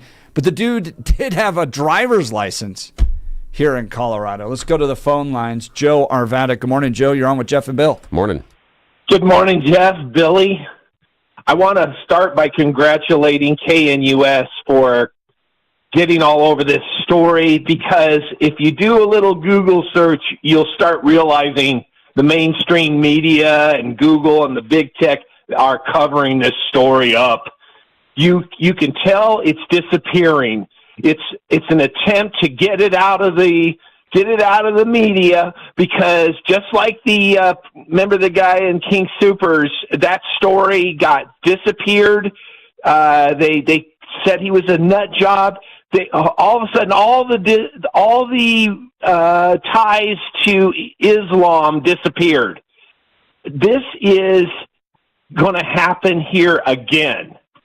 And I want to secondly congratulate the Democrat Party, because you provided the impetus for this. Remember the Free Palestine movement, or have you already forgotten it? Because you are the cause of stirring up this muck. And thank you, Harvard. You now have an intifada right here. Thank you. Thank you so much. So you did it, Democrats. You have created the worldwide intifada. Congrats. Well, Joe, what I've always found shocking about this is, like, if you just go talk to Palestinian protesters, you learn what they want. They want Islamic domination. They say it into the microphone. We want Islamic domination, and they'll initially say, we want Israel out of the Middle East, but if you press them, they'll eventually get to, well, we don't want Jews anywhere at all, period. And so they say it. You have a terrorist shouting, end Zionists, while he seeks to burn Jews in Boulder. Right? Like, all right, if you just wanted to critique Zionism, why are you trying to kill Jews in Boulder, Colorado, right? And he even says, they pressed him in the interrogation. I've seen reports now going, he just wanted to kill Jews. Danielle Jurinsky was exactly right yesterday when she was on the show, saying all they want are dead Jews.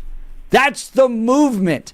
And I asked Jeff Crank about that in Congress, because he has colleagues of his in Congress that are espousing this. It's in the Democrat Party. There's a reason why the Palestinians were not protesting outside the RNC, because they know they're not going to move the RNC. They're not going to move Republicans. Republicans are supportive of Jews, they're supportive of the state of Israel, but they think they have a better shot of peeling off the Democrat Party from its support of Israel. You combine that with the sanctuary state policies here in Colorado, this is a mess that Democrats have made for themselves. Absolutely. There's 1,000 more of these guys. Pam Bondi, come here and take a sniff. They're here in force. If you don't think that Boulder has a bunch of these folks, go to the next Palestine rally. If you don't think that this is going to happen again, take a look at our media. They're just trying to mea culpa. Oops, don't know nothing. Move along. Same with our governor. Hey, Gov, you encourage this mess. Where is your voice? Come on, you swallowed your tongue? Let's get out there and talk about this. You know what? The Democrat Party won't say anything, and it reminds us of somebody they said it was about. Remember, they told us that Donald Trump was the new Hitler. Well, guess what? You better own this now, Democrats. You guys are helping to encourage assault of the Jewish people here in our country. get out and get in front of it, or we know who you are. You can't hide it. You can't. No. You're trying to. Joe, appreciate the call. Thanks so much. We're just up against a break here. We'll continue. We got more phone calls coming in. Joe's line will be open, 303-696-1971. You're listening to The Jeff and Bill Show. This is Denver's talk leader, News Talk 710 KNUS.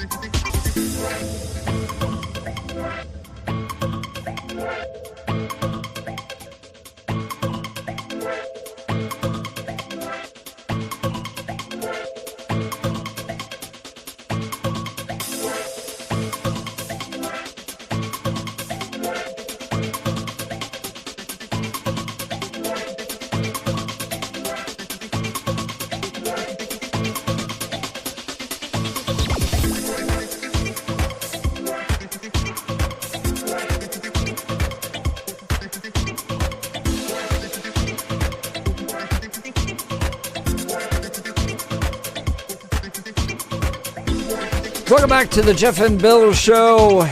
Spoke with Jeff Crank earlier this hour. The accused Boulder terrorist had tried to buy a gun here in Colorado. He was denied because he's an illegal alien. Crank pointing out that this would mean the Biden FBI and Polis CBI were on notice about him. He did get a driver's license in 2024. Here's a text message from 5695. Dude has a Colorado driver's license. His kid goes to high school here. Dollars to donuts. He might have voted in 2024, but we don't know that for sure. Jeff Crank has no information, but he's looking into that. This guy came from Colorado Springs, drove an hour up to Boulder, where he then firebombed the 12 Israeli supporters up there. Let's go to the phone lines. And if he did vote, that would be a break in the system, because driver licenses are allowed for people that are illegal, which would be required, but it would have to be a certain type of driver's license. But so far, agree or disagree, everything inside the system, we didn't see anything fall through the cracks so far. So him voting would be something that would fall through the cracks. It would be something that would not be allowed, and would also mean that his driver's license would have been categorized incorrectly. So let's see what happens. Let's see. Right now in the state of Colorado, you can get a driver's license very quickly if you're not a legal citizen. You used to have to wait a certain amount of time. They took away that requirement, so it's not the same driver's license that allows you to drive. In fact, it has a thing that says non-resident, I think, on it. Yep. But he got the driver's license after his visa had expired, which tells you that the Colorado driver's license and the federal immigration databases are not talking to each other. Yeah, let's go to Larry in Aurora. Good morning, Larry. You're on with Jeff and Bill. Morning. Yeah, good morning, gentlemen. Yeah, I just want to say, as I listen to the conversation and the organicness that happened really in the tragedy that happened to these people, really turns, for me, it seemed to turn, as I listen to conversation all over, television, listen to you guys, it turns into some sort of synthetic thing. And the reason I say that is when you put politics in it, you have the Democrats and you have the Republicans, and all I see really is the midterms, and it really just goes, and then these people get left behind. And one reason I say that is that when you're talking about the threat, if you really are serious, you talk about the threat, domestic and foreign, and what I'll never get out of my mind is I'll never forget when they said, it was on the thing to say, Jews will not replace us. And the Charleston March, all about, but that's pretty serious. And Trump said there's on both sides, but I don't hear the domestic part and say the synergy and energy going toward that, because the threat is a threat no matter where it comes from. Larry, there is absolutely a portion of the right that's anti-Semitic. They're vicious. They're conspiratorial. I think they've been captured by a neo-Marxist ideology that believes that somehow because Jews are successful, they're part of this conspiratorial cabal that wants to oppress people or abuse children or whatever that is. That needs to be condemned, absolutely, that on the right. But there were thousands of people outside the Democrat Party convention chanting Free Palestine from the river to the sea. It is bigger on the left than it is on the right, but there's still an element on the right that needs to be condemned, Larry. Yeah, and Larry, the thing that I think you're correct about is the idea of the violence. I do believe that your critique that on either side, individuals that are saying violence is the way in which for us to express our politics, and that's how we will affect change, is through violence in politics. I believe you're right, that is going to be ignored and going to be thrown out of both parties. I don't think that anybody that may agree with people that are pro-Palestine and think that Israel is not prosecuting this war properly is going to be persuaded by the attack in Boulder. I don't think that has made anybody on that side feel like, obviously, we are the righteous in this one because one of our supporters went and burned a bunch of people over the age of 50 that were doing a peaceful march asking for prayers for hostages, not for hostages in Boulder. Yeah. I don't think that's necessarily persuadable. Yes, and then my last point, that's great, Billy. My last point is, and I hopefully it don't get taken wrong, but as I look over this over the last couple of months, and then what's happening, with the Gaza, and then what I know in the past is that what people who feel powerless and they don't have the big guns and the tongue, what they do is they go to, and they're saying, Larry, we're just out of time. I'm sorry. You're listening to right. Jeff and Bill. This is KNUS. Thanks, Larry.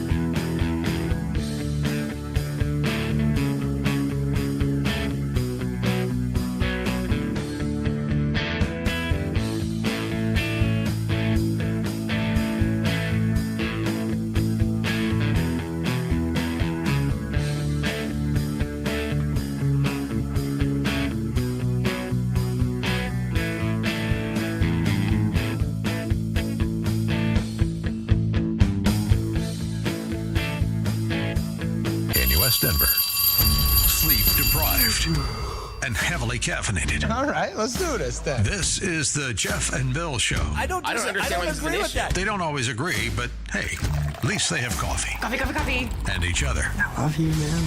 God help us. I want to bless him. We need all the help we can get. Now here's Jeff Hunt and Bill Thorpe. The Jeff and Bill Show on News Talk 710 KNUS.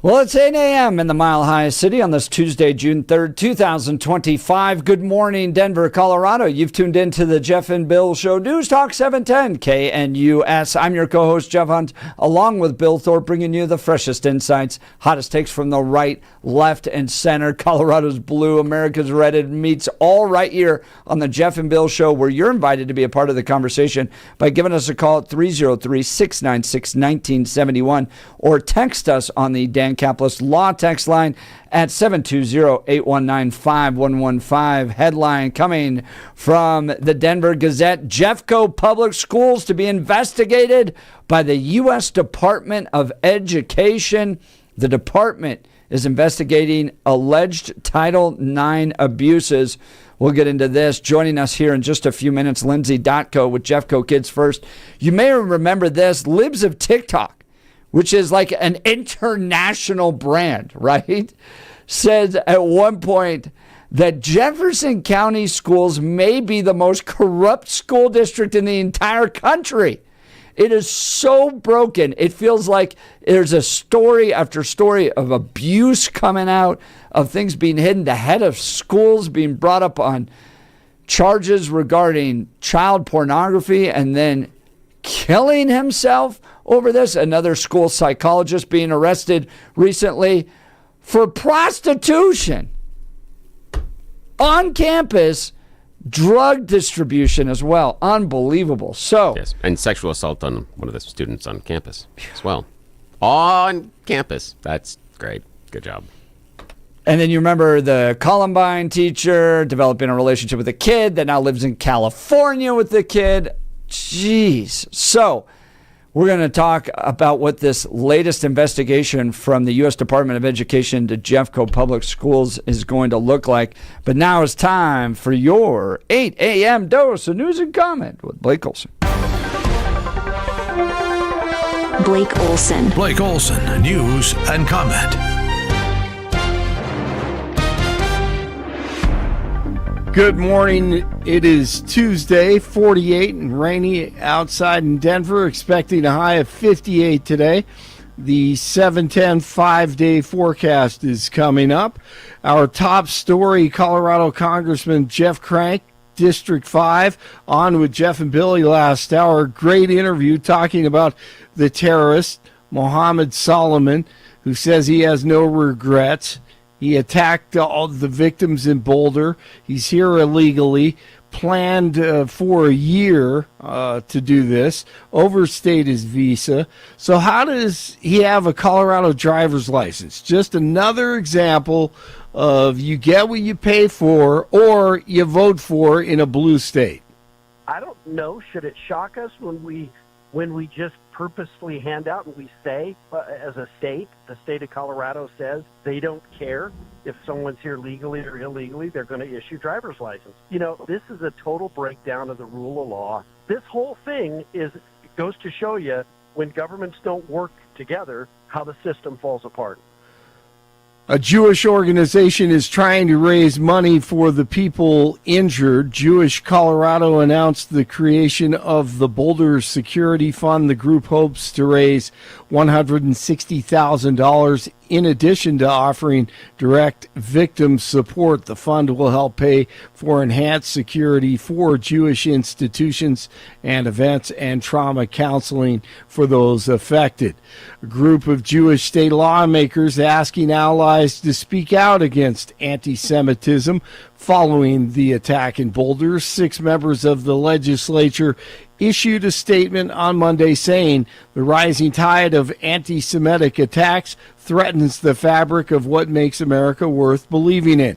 It also urged people to confront hate forcefully before it becomes normalized. Sunday's attack injured a dozen people, as we know, taking part in that weekly march for the release of Israeli hostages held by Hamas. Schmuck Schumer still trying to push the commie agenda, but he can't even get their latest little acronym out. TACO. TACO stands for Trump Always Chickens Out. Oh, God. These people are so funny. Funny. On tariffs. Trump always chickens out on tariffs, according to them. Here we go. Schmucky. Made it clear that we're in Zelensky's corner. I hope on Ukraine the president's not the taco president. Trump always loses the fight. Trump always cops out, is what taco stands for. No. I think they wanted you to say Trump always chickens out, but he's looking down at his notes. That we're in Zelensky's corner. I hope on Ukraine the president's not the taco president.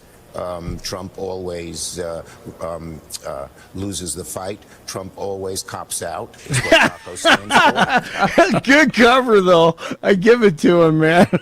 Good cover. Trump always cops out. And then there's Congressman Eric Swalwell, who sleeps with Chinese spies. He should be in prison. His team puts together this stupid video that he thought was really funny. He's eating a taco at his desk, and one of his loser assistants comes in to ask him the taco question. Hey, Congressman. Can I help you? What the is up with Trump always chickening out on tariffs?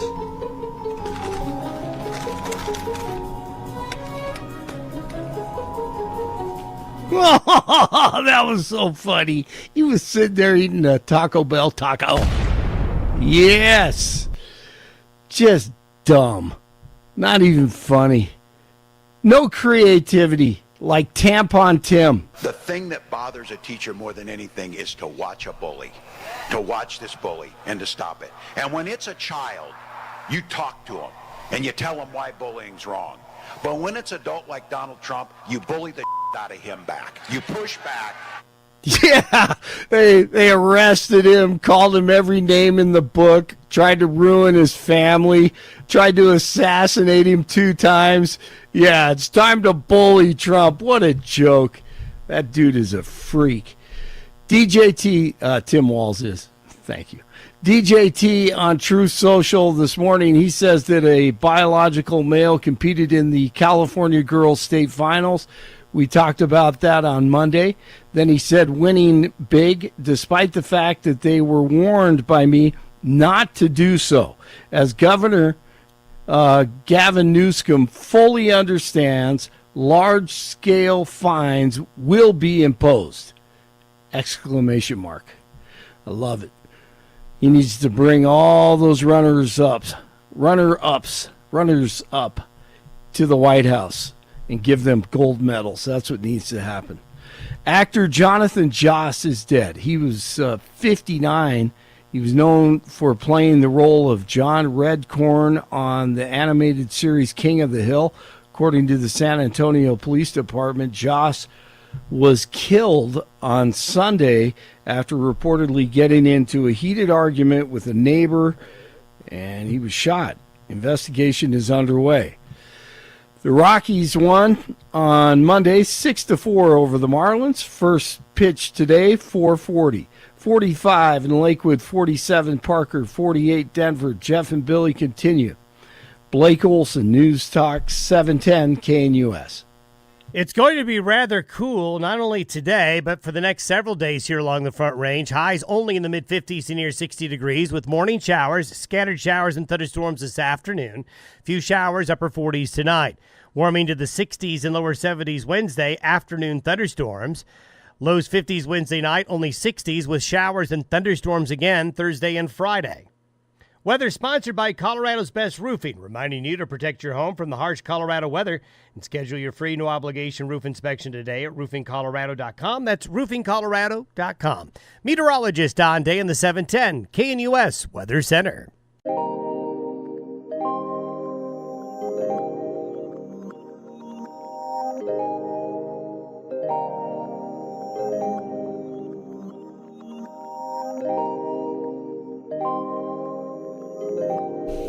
All right, headline from the Denver Gazette, Jeffco Public Schools to be investigated by the U.S. Department of Education. And they announced it Monday They're investigating Jeffco Public Schools regarding potential Title IX violations.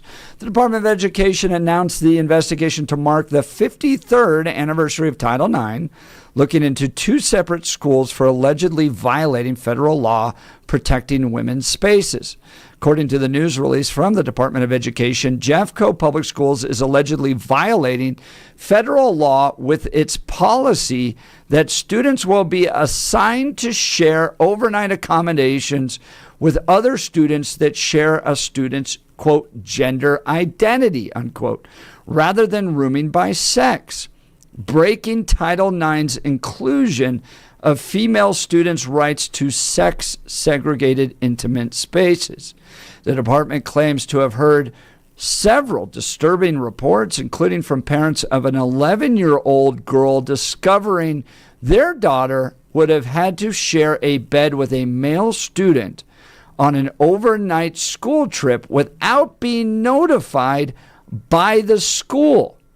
The district allegedly misleads parents by informing them that girls and boys will be separated for overnight accommodations without divulging that its definition of girl includes boys who claim a female identity. The district told the Denver Gazette in response that Jeffco Public Schools follows all Colorado state laws when it comes to how we treat students, staff, and families. There's nothing in the language of Title IX that prohibits the degree of protection that the state of Colorado provides, pointing to Colorado's Anti-Discrimination Act, Rule 81.9. The rule says all covered entities shall allow individuals to the use of gender-segregated facilities that are consistent with their gender identity. Gender-segregated facilities include but are not limited to restrooms, locker rooms, dressing rooms, and dormitories. The department has already alerted Superintendent Tracy Dorland of the investigation. Dorland facing scrutiny from the teachers' unions regarding a lack of safety among students, snowballing after 6 sexual misconduct-related incidents and arrests happening within the district since the end of 2023. Now, she has been on top of what's happening in Jefferson County schools. I mean, she's got Cora reports. She's down there fighting at the school board. She is paying attention, has been following the problems in Jefferson County probably better than anybody else. It's an honor to have her on the show. Lindsay Datko with Jeffco Kids First. Good morning, Lindsay. Thanks for joining the Jeff and Bill Show. Yeah, good morning. Good morning. Thank you. All right. So lots of problems. I mean, I remember when Libs of TikTok said that the worst school district in the country was Jefferson County schools. Now the Trump administration issuing an investigation coming from the Department of Education. Help us make sense of everything happening here. Yeah, let me start by just reminding everyone what the ask is here. And it's providing parental notification and offering accommodation. And Jeffco Schools Chief of Legal Julie Tolleson is refusing, now putting this district at even greater risk with the Trump mechanism of enforcement being to pull federal funding in the midst of a severe budget deficit crisis. So the ask is just simply, hey, let the parents know. No? I mean, I've got a teenage daughter. Bill, you've got a teenage daughter. Heading out on a school overnight trip, it seems to me that this would be pretty simple. What have you heard from the school district as to why they can't even just notify parents? Well, it's fascinating because Alliance Defending Freedom is suing the district on this based on multiple families, including the family with the child who went to D.C. and she ended up assigned a bed with a biological boy. And then we have a week-long outdoor lab mountain trip for our 6th graders, 11-year-olds. And in Jeffco Kids First, with our 8,400 families, we have uncovered not infrequent instances of high school leaders who are 18 and peers who are bunking and monitoring showers together of the opposite sex. And we have used those to file an OCR report. 100 of our families filled out the complaint form. Again, Alliance Defending Freedom is suing, and they offered a solution where Jeffco schools would just simply give a blanket opt-out form to families. Are you okay with this situation or not? Without outing any student. And the requests are incredibly reasonable and objective, and Jeffco Schools is showing that they're not going to make this about safety and accommodations for all. They're going to make this an ideological battle. And that is a huge concern amidst a sexual abuse crisis in our schools, to top it off. I mean, it seems like if you're a progressive family, right, and it doesn't matter to you what the biological sex is, the gender identity is good enough to where if your daughter is going to bunk up with a trans woman, so a man that believes he's a woman and identifies as a woman, and you as a progressive family go, it's no problem. It's whatever. No big deal. Off you go. Yeah. No problem. And if you're maybe a more conservative family and you go, look, okay, we're not asking that the trans kid doesn't go on the trip. We're just saying our daughter, I don't feel comfortable with her bunking with a biological dude. All right?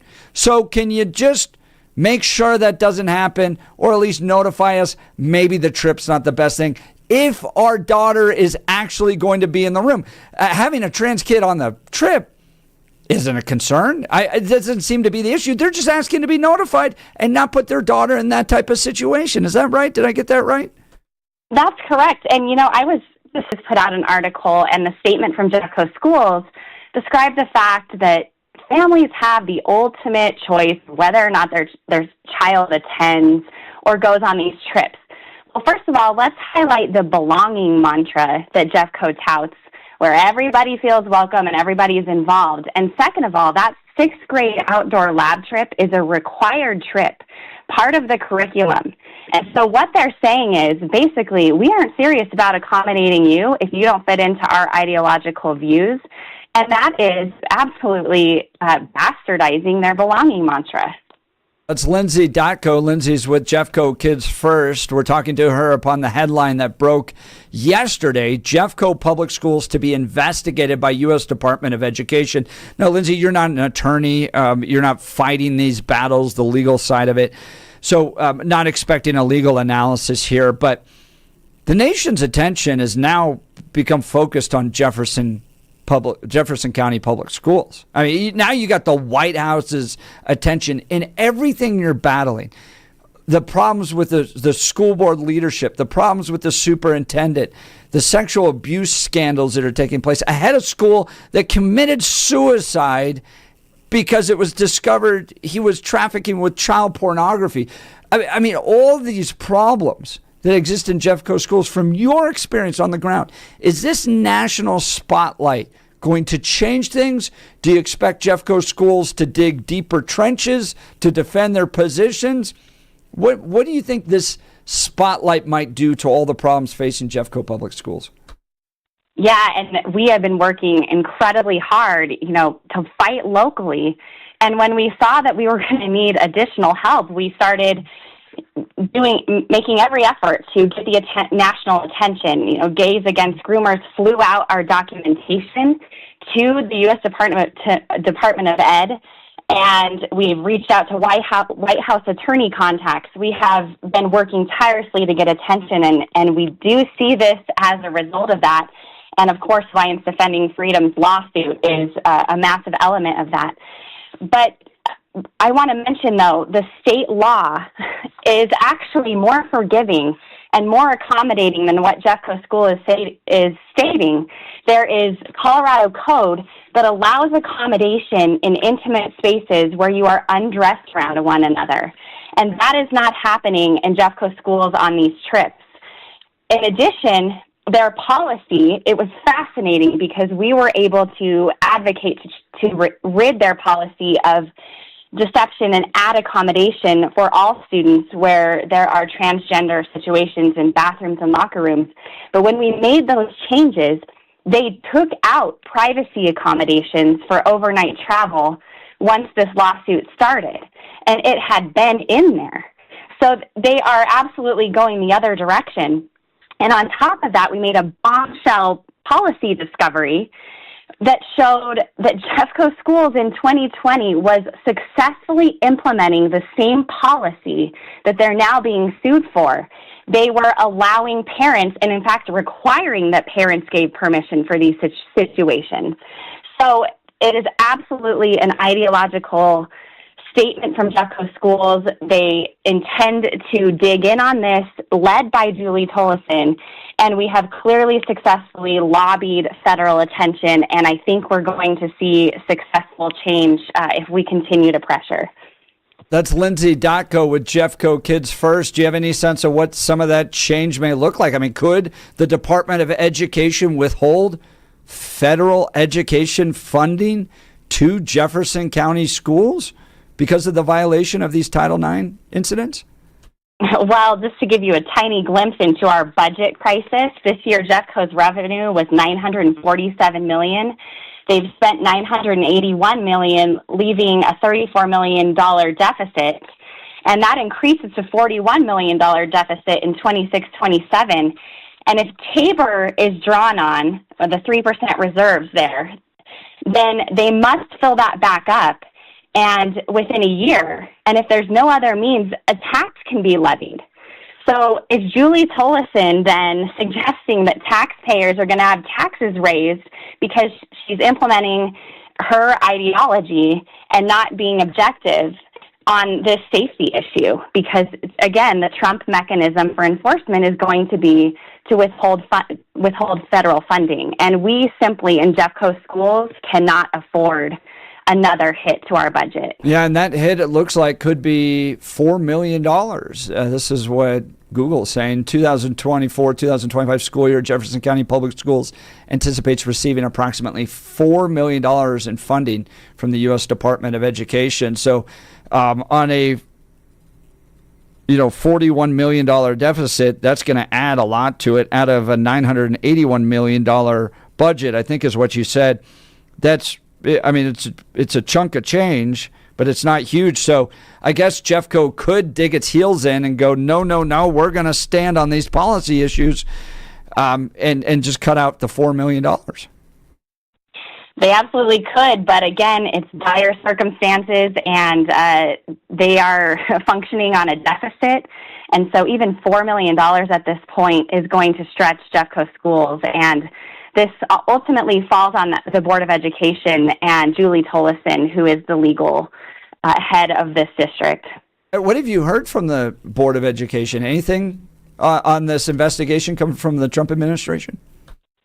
Not on this so far, but I'll tell you that when they are confronted by community members, they absolutely parrot Julie Tolleson's talking points, and they say that simply they're following state law, and they will refuse to acknowledge that it is possible to accommodate without removing privacy accommodations for transgender students. It's possible to accommodate all, and so that talking point is solid and consistent for our board, and they need to look at what is being asked and what is possible here, because the community is not going to let up on this. This is a incredibly heated issue that brings many people together.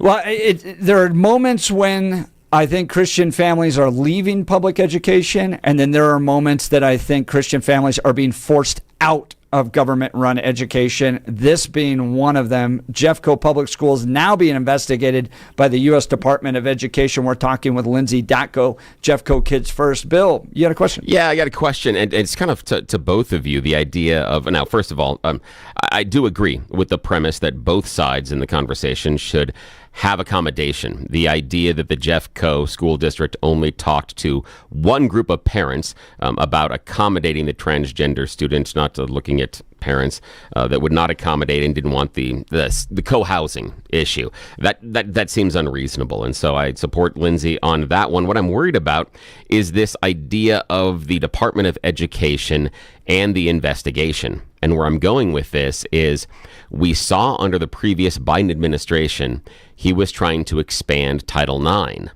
Let's say that happens, or the courts allow a future president to do that. Would we also support that president and that administration using the Department of Education to take funds away from school districts that don't agree with a policy like Jeffco?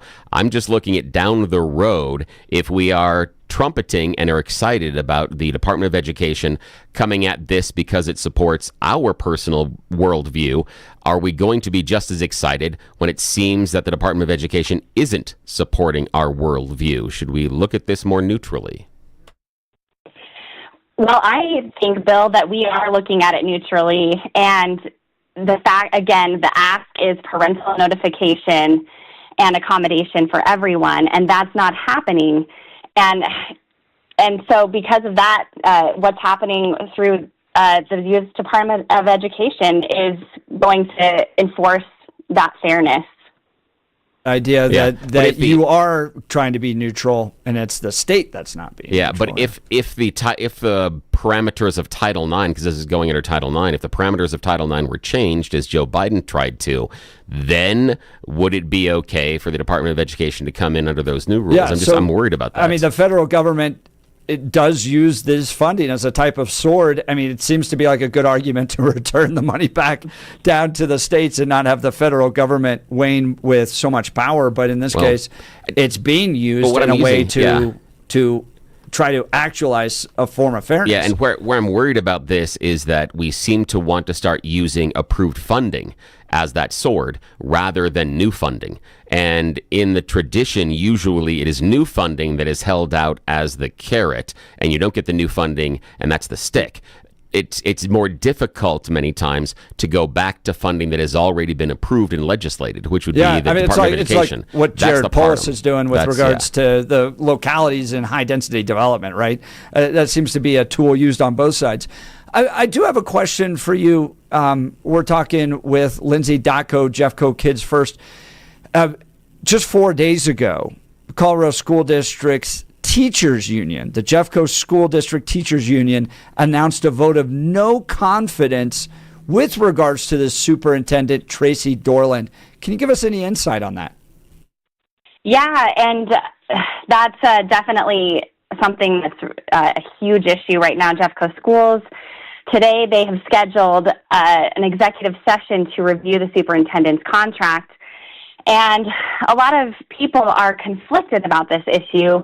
The union, from my perspective, used all of our work to bring accommodation, as we just discussed, to all families as rationale for removing her. And I am deeply concerned about the union and the power that they will receive should this work to remove the superintendent, should that be the means to remove her. And so we will find out soon what the decision is from the board and what their votes are on removing the superintendent. There's a lot of concern that the superintendent is a scapegoat to cover up basically responsibility for the board.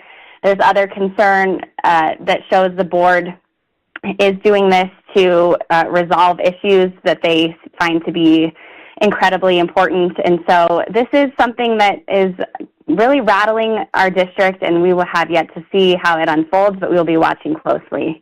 That's Lindsay Datko with Jeffco Kids First. Lindsay, I walked through when Jeffco's school board got a handful of conservatives on there, good people like John Newkirk, right?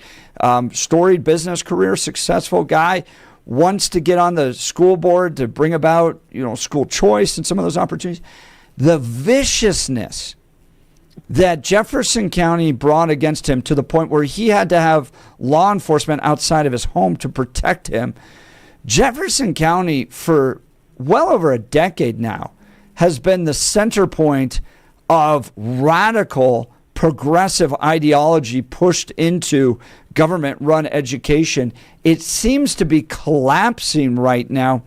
Where do you see this going? Do you see changes? Could you get conservatives onto the school board? I know that's an off-year election coming up here soon. Could we actually see some changes? Or is Jeffco, Jefferson County Public Schools just so gone that it's just going to be a bastion of progressive efforts and they're willing to give up federal funding if that means that they'll have to do it. Yeah, isn't it amazing that the controversy before for the recall was social studies curriculum, and look where we're at now with our issues. We're talking about rampant sexual abuse. We're talking about a massive budget crisis, dipping into our reserves. And so I think a lot of people out there will be strategizing politically with this. Jeffco Kids First is a charitable organization, and we just stay steady with our issues that we find important to the community. And so I am really anxious to see how this plays out personally, politically, and if we're able to bring balance to the Board of Education. If there's any time to do it, I think it's now, because these issues are so unifying. We're talking about the safety of children. And so it'll be really interesting to have our eyes on Jefferson County across this state, I believe. Now, that's Lindsay, Datko, Jeffco Kids First. We're talking Jefferson Public Schools now to be investigated by U.S. Department of Education over Title IX violations. It seems a simple accommodation, but when you're driven by progressive radicals, they're going to dig their heels in, force a lawsuit, potentially give up federal funding, and all they had to do was notify parents and provide any accommodations for parents that might not be comfortable with a biological male being in a private space with a biological female. It seems excessive, but that's where we are in the state of Colorado. Lindsay, Datko, thank you so much for joining us. How can people follow the good work you're doing with Jeffco Kids First? Yeah, we have a website, www.jeffcokidsfirst.com. And then all the action unfolds on our Facebook group, which is Jeffco Kids First. We'd love to have you join us there. Whether you agree or not, we love to have everyone who comes to the conversation and adds their voice. Lindsay, Datko, Jeffco Kids First, thank you for taking time to join the Jeff and Bill Show. Thanks, Lindsay. This has been fun. Thank you so much. All right, let's talk alarm detection systems. We know we have a crime issue here in Colorado, and if you're trying to build your business, run your business, you got to have a quality alarm system. We've done the research for you. The best in the game in Colorado, alarm detection systems for the highest level of service and expertise.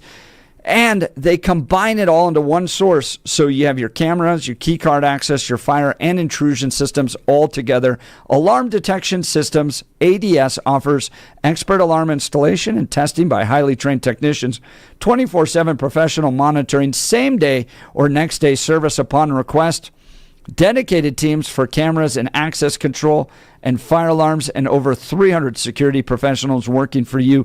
Choosing ADS means your business stays protected, will be ready to open tomorrow. They combine human monitoring with the latest AI camera technology, preventing crime in real time. Trusted by small and large businesses, including many Colorado schools, their security experts will review your system for free. Go to adsalarm.com to schedule your appointment today. adsalarm.com. Alarm Detection Systems, the first choice of Front Range and Colorado businesses. adsalarm.com. Here's my question to our listeners. $4 million of federal funding at stake, possibly larger money at stake with regards to lawyers' fees, fighting the Department of Education. Do you see this as a worthwhile issue? Standing strong? No, we're not going to notify parents on overnight excursions. You got to deal with whatever child we put in that room. How dare you question us? Should Jefferson County stand strong?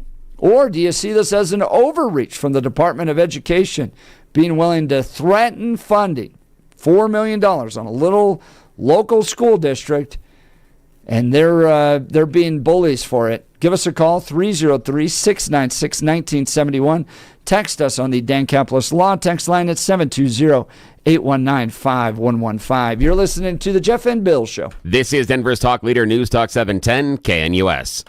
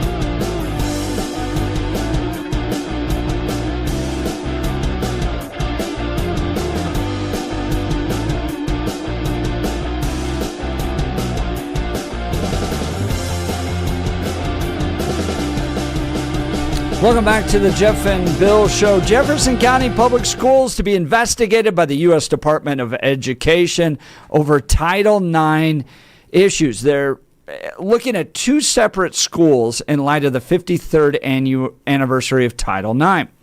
According to the news release from the Department of Education, Jeffco Public Schools is allegedly violating federal law with its policies that students will be assigned to share overnight accommodations with other students that share a student's gender identity rather than rooming by sex, breaking Title IX's inclusion of female students' right to sex-segregated intimate spaces. I, for one, am thrilled that the Trump Department of Education is doing this. Look, as I said during the last segment, I think that there are times when Christians are like checking out of government-run education, and they're like, you know what, this just isn't for me. You guys are so agenda-driven. It's the pride flags on the walls. It's just not the values you guys are pushing in comprehensive sex education. It's not what I want my kids learning. I just don't want to be a part of what you're doing. And then there are times where I think they're pushed out of schools. Where, like, if you're a parent in Jeffco Public Schools, you got to take this mandatory 6th grade trip, and you're just simply going, look, we're not saying trans kids can't go on the trip. No one's trying to stop them. But if you're going to house my daughter, for instance, with a biological male, can you at least notify me, step one, if it's a problem and I go, I don't want my daughter in 6th grade. I mean, have you ever met a middle school boy? Living in a same room with a biological boy? Can you find a progressive family that's okay with that? Me as a conservative family, I don't want to be able. And the Jeffco Public Schools is going, no, we're going to force you. We're not going to notify you. You're going to have to deal with whoever we bunked your kid with. And now Department of Education is like, fine, we'll pull $4 million from you. Jeffco, it just seems so agenda-driven to me. And an unwillingness to compromise and accommodate conservative families that it feels like they're just pushing the conservative families out the door. Let's go to the phone lines. Melissa, Denver. Good morning, Melissa. You're on with Jeff and Bill. Good morning. I just wanted to say I feel like this is another thing where the Democrats are assuming that they know everything and they know who kids or people might be attracted to. They're just, parts need to be separate. Isn't Bruce Jenner with a woman? And then aren't there, I told Billy, there's a couple that made it on the front of Time magazine during the COVID because they were the opposite sex of each other, but they were trying to be the other sex, but they were a couple, and because their medication ran out, they got pregnant during the COVID and are having a baby because it's, the parts just shouldn't be there, the opposite parts. Right, and I go, have you ever met a middle school boy? I mean, they might identify one way one day, but I did youth ministry for years. They got raging hormones. And to put your daughter with those boys and just go, well, we're not even going to notify you, parents. Good luck. It's just crazy. Well, right. The heterosexual women early in age that, make out with a girl because you want to experiment. So, No. I mean, it's not a good idea, period. Yeah, I agree. Melissa. And I don't think that the kids would want to sleep with each other like that most of the time anyway. Ask them. Yeah, I mean, do you remember being a middle school girl and wanting to hang out with a middle school boy? I mean, I remember that kind of kicks in a little bit later, but 6th grade, I remember girls for the most part just being like, I don't want anything to do with boys. Now I got to deal with one in my living facilities. I didn't even want to change in front of the other girls in the locker room. I can't imagine a boy being there. Melissa, great call. Melissa from Denver. Her line will be open 303-696-1971. Jeffco Public Schools to be investigated by the U.S. Department of Education. Let's go to Joan in Lakewood. Good morning, Joan. You're on with Jeff and Bill. Morning. Good morning. I actually taught with Lindsay in the Denver Public Schools in the early 2000s, and she is one of the best and most respected people out there as far as children go. And she is doing tremendous work, and people need to go to her website and support her and stuff. I am here in the community, and I know families here in the community. I know families that have left and are homeschooling. I know families that are still struggling with the system and doing things like becoming on their parent advocacy boards and just feel like they're not being listened to at all. They're like token conservatives. And I know families that are praying that their children will make it out of Green Mountain. I don't know if you know what happened in Green Mountain. There was an arrest, I think about a month ago, of the counselor. And I haven't heard anything more about it. I know they came in, I know they arrested him, and that's all the more I've heard. But it really disturbed the Green Mountain community. Joan, the county could lose $4 million on a deficit. It's already running at $34 million, possibly up to $41 million next year. Is it worth it? Is it worth Jefferson County digging in its heels to, I guess, defend trans kids? But I don't think that's even that fair as a description of what they're doing. But, I mean, this is going to cost Jefferson County some serious money. You're a taxpayer in Lakewood. Your thoughts? Well, here's one of the things that I'm just curious about. We have not seen any of the boys competing against girls here in Jefferson County that I know of. And that the controversy is over housing, which is, I think, more disturbing than a child out jumping girls. So it's kind of interesting to me that they have done this. I think that they think that they can get around having their funding pulled, and I think they are mistaken. Joan, Lakewood, great call. Sure, appreciate it. Thank you. You know, I know we got to get to a break, but one of the things that I would love to talk about, and listening to some of the calls and listening to Lindsay, again, I agree that parents on all sides should be accommodated, but I'm curious if we're having the wrong discussion. And what I mean by that is, and we'll talk about this when we get back, are we making a mistake by equating gender identity with sexual orientation? Are we making assumptions about one group of students based on a perceived sexual identity that may or may not be true? All right. We'll get into that more. You're listening to the Jeff and Bill Show. This is Denver's Talk Leader, News Talk 710, KNUS.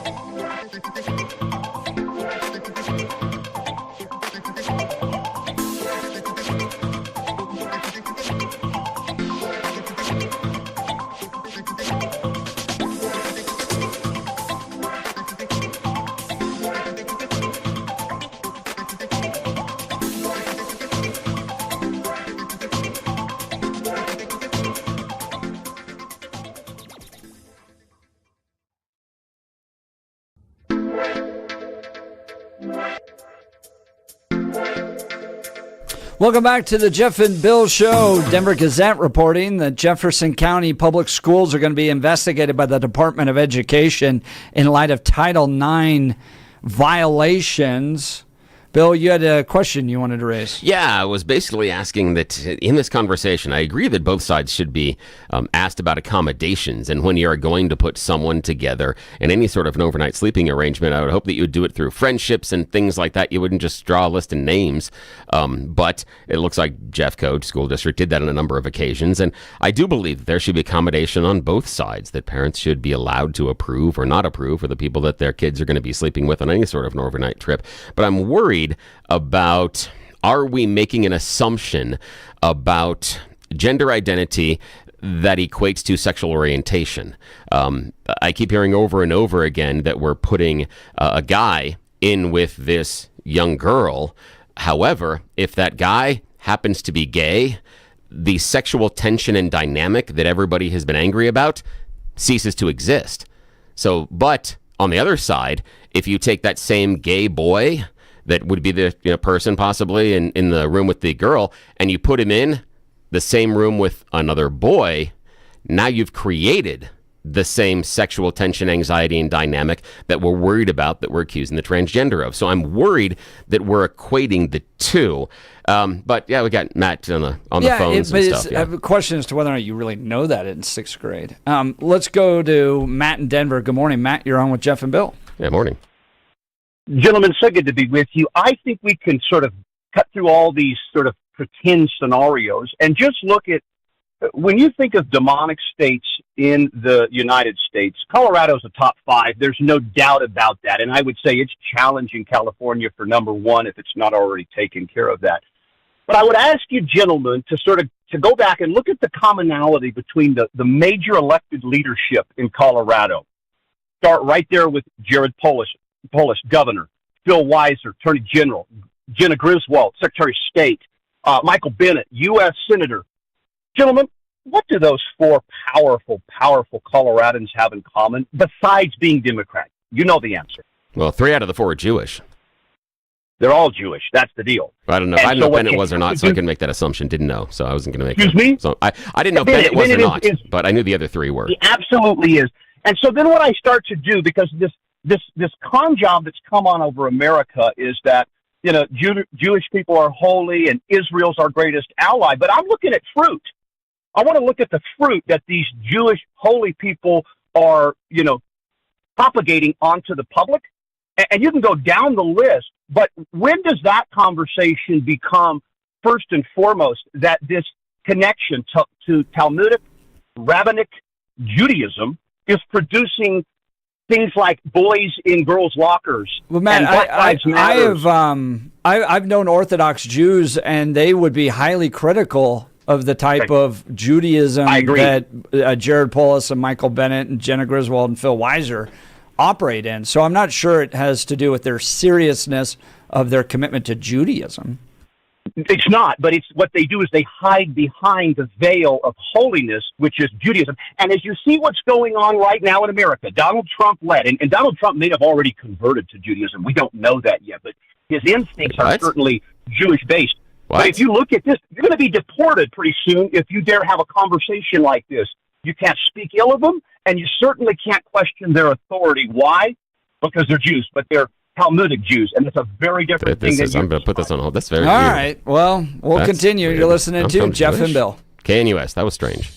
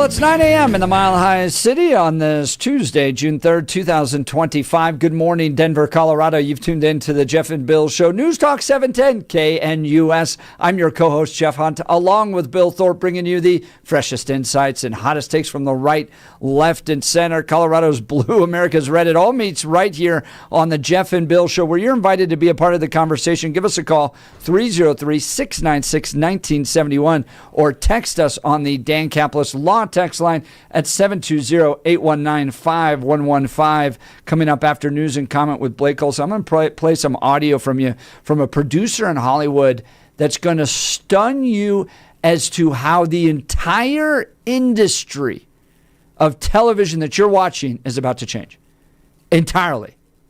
Yeah, this is crazy. This is wild. You're not going to want to miss it. But now is time for news and comment with Blake Olson. Blake Olson. Blake Olson, news and comment. Good Tuesday morning, 48 and cloudy in Denver, expecting a high of 58 today. The 7-10 5-day forecast coming up.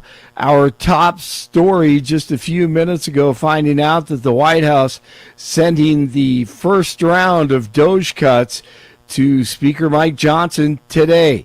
Should be a busy week at the Capitol and the White House.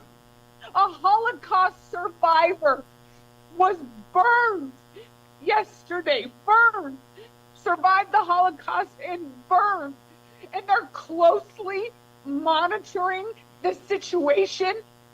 Shame on you. Still holds up 23 hours later. Danielle Jurinsky going after Governor Polis. The terrorist charged in the attack in Boulder says that he has no regrets and wanted those he targeted to die. Police say Mohammed Solomon dressed as a gardener to get close to the protesters when he used a makeshift flamethrower and Molotov cocktails on the crowd. At least 12 were injured, as we all know, and one being a Holocaust survivor who is recovering from severe burns. Solomon, who's here illegally, has been hit with charges including attempted murder and a federal hate crime. Colorado Congressman Jeff Crank, District 5, on with Jeff and Bill this morning, and he wants to know how Solomon got a Colorado driver's license. Just another example of, yay, you get what you vote for in a blue state with all these progressive feel-good laws. I don't know. Should it shock us when we just purposely hand out and we say, as a state, the state of Colorado says they don't care if someone's here legally or illegally, they're going to issue driver's license. You know, this is a total breakdown of the rule of law. This whole thing goes to show you when governments don't work together, how the system falls apart. Exactly. Federal agents are descending on the nation's immigration courts, taking illegals into custody after their asylum cases are dismissed. It's going on in two of Texas's biggest cities. DJT sending a strong message. Mark Krikorian heads the Center for Immigration Studies. Communicate to people that self-deportation is a better option. They're illegal immigrants. Just because they show up for the court date they were given doesn't change the fact that it should never have been admitted. There's a direct purpose to take into custody illegal immigrants, but there's the indirect message that the party is over. Turn out the lights. The party's over. Agents have been taking families into custody in both Dallas and San Antonio. An ICE spokeswoman confirmed the expedited removals are for people who have been here less than 2 years. Alliance Defending Freedom is suing the district on this based on multiple families, including the family with the child who went to D.C. and she ended up assigned a bed with a biological boy. Lindsay, Datko, Jeffco Kids First, on the show last hour to talk about all the horrible things happening in Jeffco schools. They want to be, the government wants to investigate them. The Department of Education who asked the district to simply provide parental notification and offer accommodation for kids, students, so they don't end up bunking with opposite sex students or older students. Seems like common sense to me. And then we have a week-long outdoor lab mountain trip for our 6th graders, 11-year-olds, and in Jeffco Kids First, with our 8,400 families, we have uncovered not infrequent instances of high school leaders who are 18, peers who are bunking and monitoring showers together of the opposite sex, and we have used those to file an OCR report. 100 of our families filled out the complaint form. That was an outstanding segment by Jeff and Billy this morning. Check it out on the podcast if you didn't catch it. Homeland Security is clearing up a comment from the acting head of FEMA where he said he wasn't aware the U.S. had an official hurricane season. In a statement, DHS said despite mean-spirited attempts to falsely frame a joke as policy, there is no uncertainty about what FEMA will be doing during hurricane season. Reuters reported David Richardson made the comment during the briefing, but said it was unclear if it was meant to be taken literal or as a joke. The Rockies win 6-4 over the Marlins on Monday, and first pitch today, 4:40 in South Florida. 46 in Westminster, 47 in Lone Tree, 48 in Denver. Jeff and Billy continue. Blake Olson, News Talk 710, KNUS. It's going to be rather cool, not only today, but for the next several days here along the Front Range. Highs only in the mid-50s to near 60 degrees with morning showers, scattered showers and thunderstorms this afternoon. Few showers, upper 40s tonight. Warming to the 60s and lower 70s Wednesday, afternoon thunderstorms. Lows 50s Wednesday night, only 60s with showers and thunderstorms again Thursday and Friday. Weather sponsored by Colorado's Best Roofing, reminding you to protect your home from the harsh Colorado weather and schedule your free no-obligation roof inspection today at roofingcolorado.com. That's roofingcolorado.com. Meteorologist Don Day in the 710 KNUS Weather Center.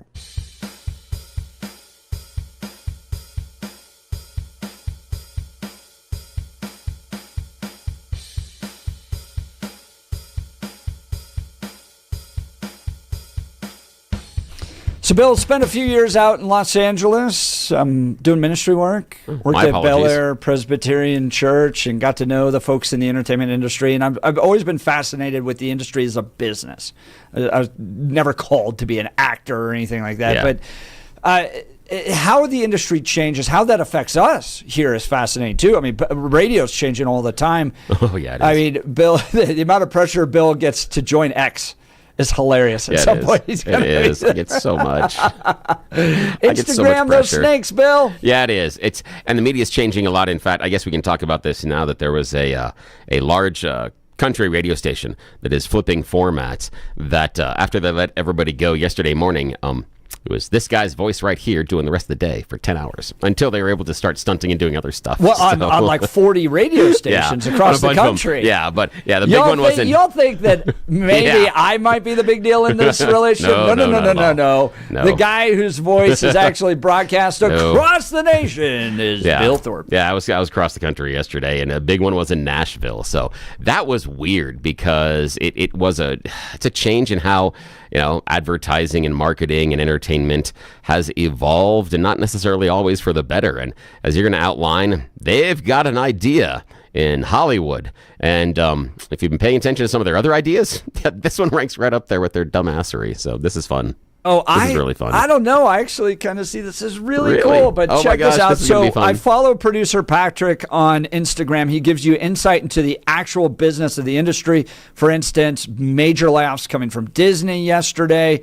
The Hollywood Reporter also reporting that In Touch, Life and Style, Closer, and First for Women magazines all to shutter, lay off entire staffs. In Touch, gone. Isn't that wild? So he ran this insight into what studio execs are doing with AI. It's going to be mind-blowing. Studios are quietly licensing their IP to AI, and it could change TV forever. Hi, it's producer Patrick bringing you the latest in the ever-evolving film and TV industry. Behind closed doors, execs have seen AI content so lifelike, they're now considering using it to extend old sitcoms. Not reboots, not remakes. We're talking new official episodes made entirely by machines. One exec told me that the next generative AI is so lifelike, the studio executives were, quote, scared of how they could no longer tell the difference between reality and an artificial creation. One company, Fable Studios, just launched Showrunner, an AI platform that lets users create entire TV episodes from a single sentence. Voice animation, dialogue, all auto-generated. That's all according to a report in VentureBeat. And with Hollywood under pressure to cut costs, some studios are now exploring whether to license old IP to AI firms to generate spin-offs, especially outsourcing nostalgia. But there's a legal gray area. The U.S. Copyright Office made it clear in February that AI-generated work isn't protected unless a human makes meaningful creative contributions. But as the tech gets better, the question isn't whether AI can bring back your favorite shows. It's whether you'll still recognize and watch them if you can't tell the difference. As always, would love to hear your thoughts. So some of the images they show are to sitcoms like Gilligan's Island. Yeah. So I want you to understand this. This is not a spin-off of Gilligan's Island. This is not a remake of Gilligan's Island. This is taking the exact characters from the original Gilligan's Island, who I think have all passed away, maybe with the exception of one. Yeah, I think they all are gone. I don't know. Right? So a number of them are dead. Now generating entirely new episodes. Yeah. So entirely new episodes, something you've never seen before. New but it would be storylines, brand new. all that stuff. Wow. I mean, and he uses a great word there, nostalgia, right? Because we all remember the feelings we had watching The Office, for instance, or Friends. They became almost like companions, right? The characters did. Dwight, Jim, Pam, Joey from Friends, Ross and Rachel, all that stuff. They can now create entirely new episodes without the involvement of the characters or actors themselves. That is just crazy to me. That is crazy. That's absolutely crazy. And I have a problem with it because of cutting out the human part of it, the human element. And one, I'm less convinced. Okay. Here's the idea, is inside that story, my favorite part is where the guy talking says that the studio execs couldn't tell the difference. I'm not impressed by that because I'm like, what if they're stupid? What if they don't understand nor recognize AI a lot? I mean, these are guys that are super, super, super rich.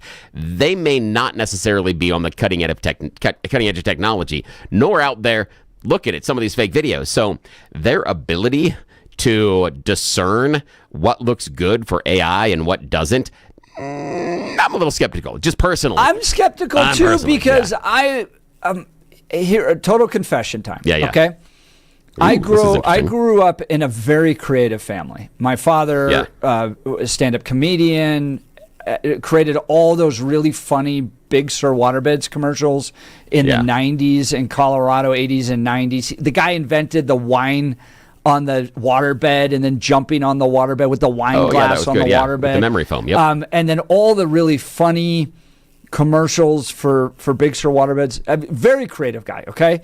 My brother, Second City, Groundlings, very creative, wrote for Nickelodeon, Legos, all that stuff. Does stand-up comedian, no problems at all. My mind, doesn't work that way at all. I can't even try to be funny if I tried to. Right? So you were the weird one in the house growing up. Well, I mean, so the way the dynamic worked out is my mother, who's very business oriented, loved my father, found him hilarious, laughed at everything he said, and was just drawn to that comedic side of him. And so at the dinner table, I would always appreciate, I just love laughing, but my brain couldn't connect with how quick they were and witty they were. So I had to do a bunch of public engagement, speaking engagement. So I went one time to Chat GPT and was like, give me 10 jokes that I might be able to utilize to get some people laughing here at a public. They were so stupid and boring. So this is where I'm kind of having a hard time getting the leap. Yeah. Because with AI, you don't get creativity. There's nothing. Yeah. It's kind of stupid jokes. It doesn't really connect. It's kind of like, what do you call I can't even. It's like the little popsicle jokes Yeah, you get they're at the dad end jokes. of a popsicle. They're basically just dad jokes. And they're not even like good dad jokes. They're stupid and lame. So while I'm interested in what AI could do and the idea of, and I would love to have new Friends episodes, new Office episodes, all that stuff, I personally have tried to use AI to come up with anything creative, and I've watched it fall flat nearly universally. Now, it's really weird you bring this up. You and I talked about this off the air a couple of days ago. I ran across a study that was using artificial intelligence and actually leaning into creativity and talking about how it's used in the educational sphere. And what the problem is that more and more professors using AI to generate prompts and tests and other things, and then students are using AI to answer their prompts and their tests and everything else. So soon are we just going to have AI talking to each other and nobody's learning anything, was kind of the discussion going on. And there was an interesting study inside of a creative writing class. They separated the class into two groups. One group was allowed to use AI to write their creative assignment. The other group was prohibited from using AI to write the assignment. Now, the people that used AI got an individual better grade because it was more polished, more complete. The storyline was a little bit more thought out. Yeah, it was a better overall product. But when evaluated as a group, the independents were vastly more creative, because what they found out is while an individual assignment with those that used AI was graded higher, as a total, the stories were the same. Now, it wasn't the exact same story, but what they had is the same type of problem, the same basic antagonist and protagonist. They had the same high points and low points, even similar resolutions to their creative writing assignment, where the group that didn't use AI were all over the place. Some of the ideas were great. Some of the ideas were completely lame, but they were at the core creative. And this was the question inside of education is, if the individual assignment that is using AI is graded better, one, what's the motivation to continue to be creative? But on a larger scale, does it then teach all of us to be homogenous? Is it going to take out and eventually zap the core creativity that Jeff's dad, that Jeff's brother lean into? It will take that out because we don't have to have it, because the individual assignment that you need to score on is going to get better if you use AI, regardless of the fact that all the assignments are the same. The other day you mentioned, and I thought this was insightful, that AI is not going to replace everything, but people who can use AI will. Yes. So here, I just want to play this out. Yeah. Writers have always in the industry have basically been kind of unique people that sit in coffee shops and they get together and they film little writers guilds and they just like encourage each other. Yeah. But you never see them past the point into production, right? So they might write the storyline, but they're not necessarily like directing cameras or coming up with lighting and all that stuff. You need a skill set. But I wonder if AI is going to take that away. Or at least take away that divide. So now a writer can actually direct what they want it to look like utilizing AI, right? So this is what I want the character now to look like. This is how I want the character to act. This is how I want the lighting to be, because you can just type it into a computer instead of actually having to build a big production rig. So would this possibly give the creative types and the writers almost like penultimate power in the creative opportunities? And this is a perfect example of why this show works. This is you could boil it all down, because I see it 180 degrees away from it. What I see is that the people in charge, the producer, the director, don't need the writers because they can run it through the AI.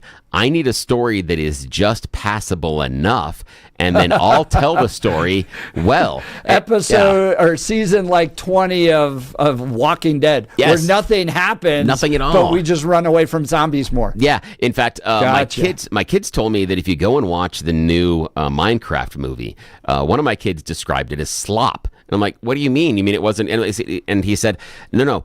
It's basically there's no real storyline, and it's just, oh, you want to see this YouTuber? Here, have it. You want to have this reference for the game? Here, have it. You want to see Chicken Jockey? Here, have it. You want to have this viral moment? Here, have it. And it was just a series of viral moments and things that played to the community without an actual purpose, storyline, or even what you would consider a lot of creativity. It was just moments. And so they felt it was a series of like 60-second to 2-minute shorts that were just strung together. Have you ever watched your kids watch YouTube shorts? Yes, yeah. Some of it is just like random. I'll give you an example I watched the other day.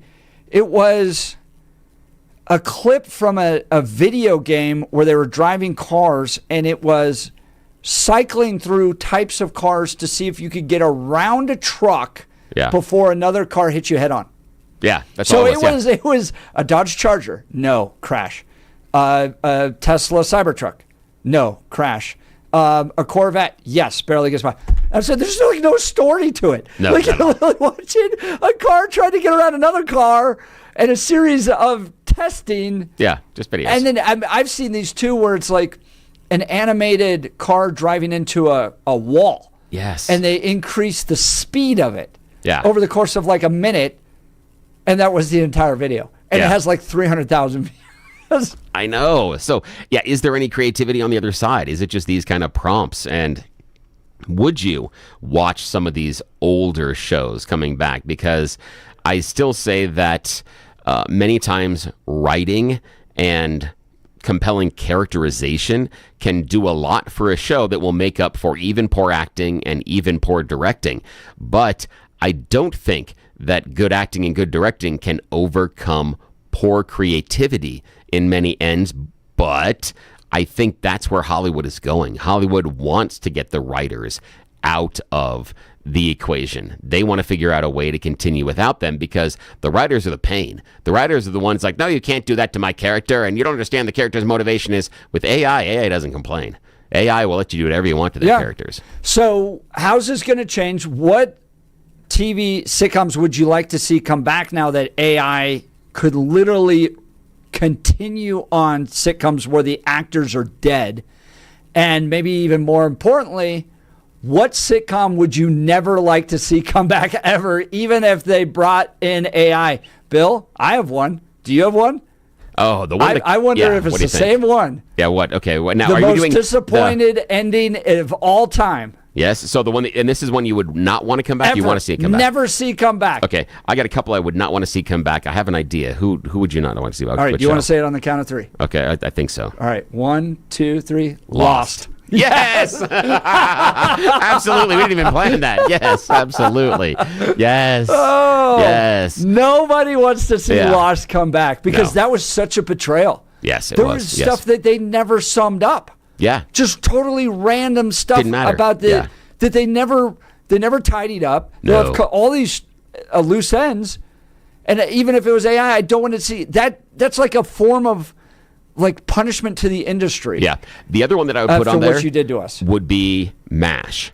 And the only reason I wouldn't want to come back is because for MASH, it was an ending to Bo, and it was the right moment. It was the right time emotionally, and they told the story because you'd hope that all wars end. And it was the idea that this community that had been created and thrown together in horrible times and having to deal with all these tragedies, how they continue to maintain their humanity, and now it's done and it's over and they get to go home. That it was a beautiful way to end the series, but you can make so much money bringing it back.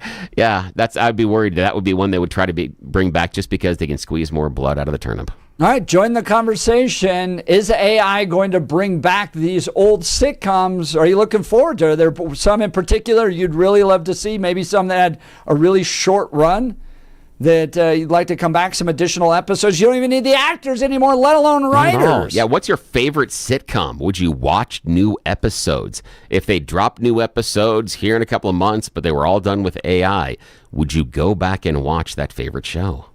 And which ones would you never want to see again, ever? I wonder if my mom would watch Hill Street Blues. I grew up watching that with them, literally sitting on the floor in the living room while my mom and dad are behind me in their chairs, watching that with them. And so, we'll go back and watch it. Sitcoms like Price is Right come back too. Oh, game shows with Bob Barker. Yes, bring Bob back. Although I could could bring back Chuck Woolery. There may be something there. Give us a call. Yeah. Phone lines are open 303-696-1971 or text us on the Dan Capitalist Law text line at 720-819-5115. 720-819-5115. Maybe they'd like to replace us with AI. All right, you're listening to the Jeff and Bill Show. Can't believe you just said that. This is Denver's Talk Leader, News Talk 710 KNUS. It's because I saw.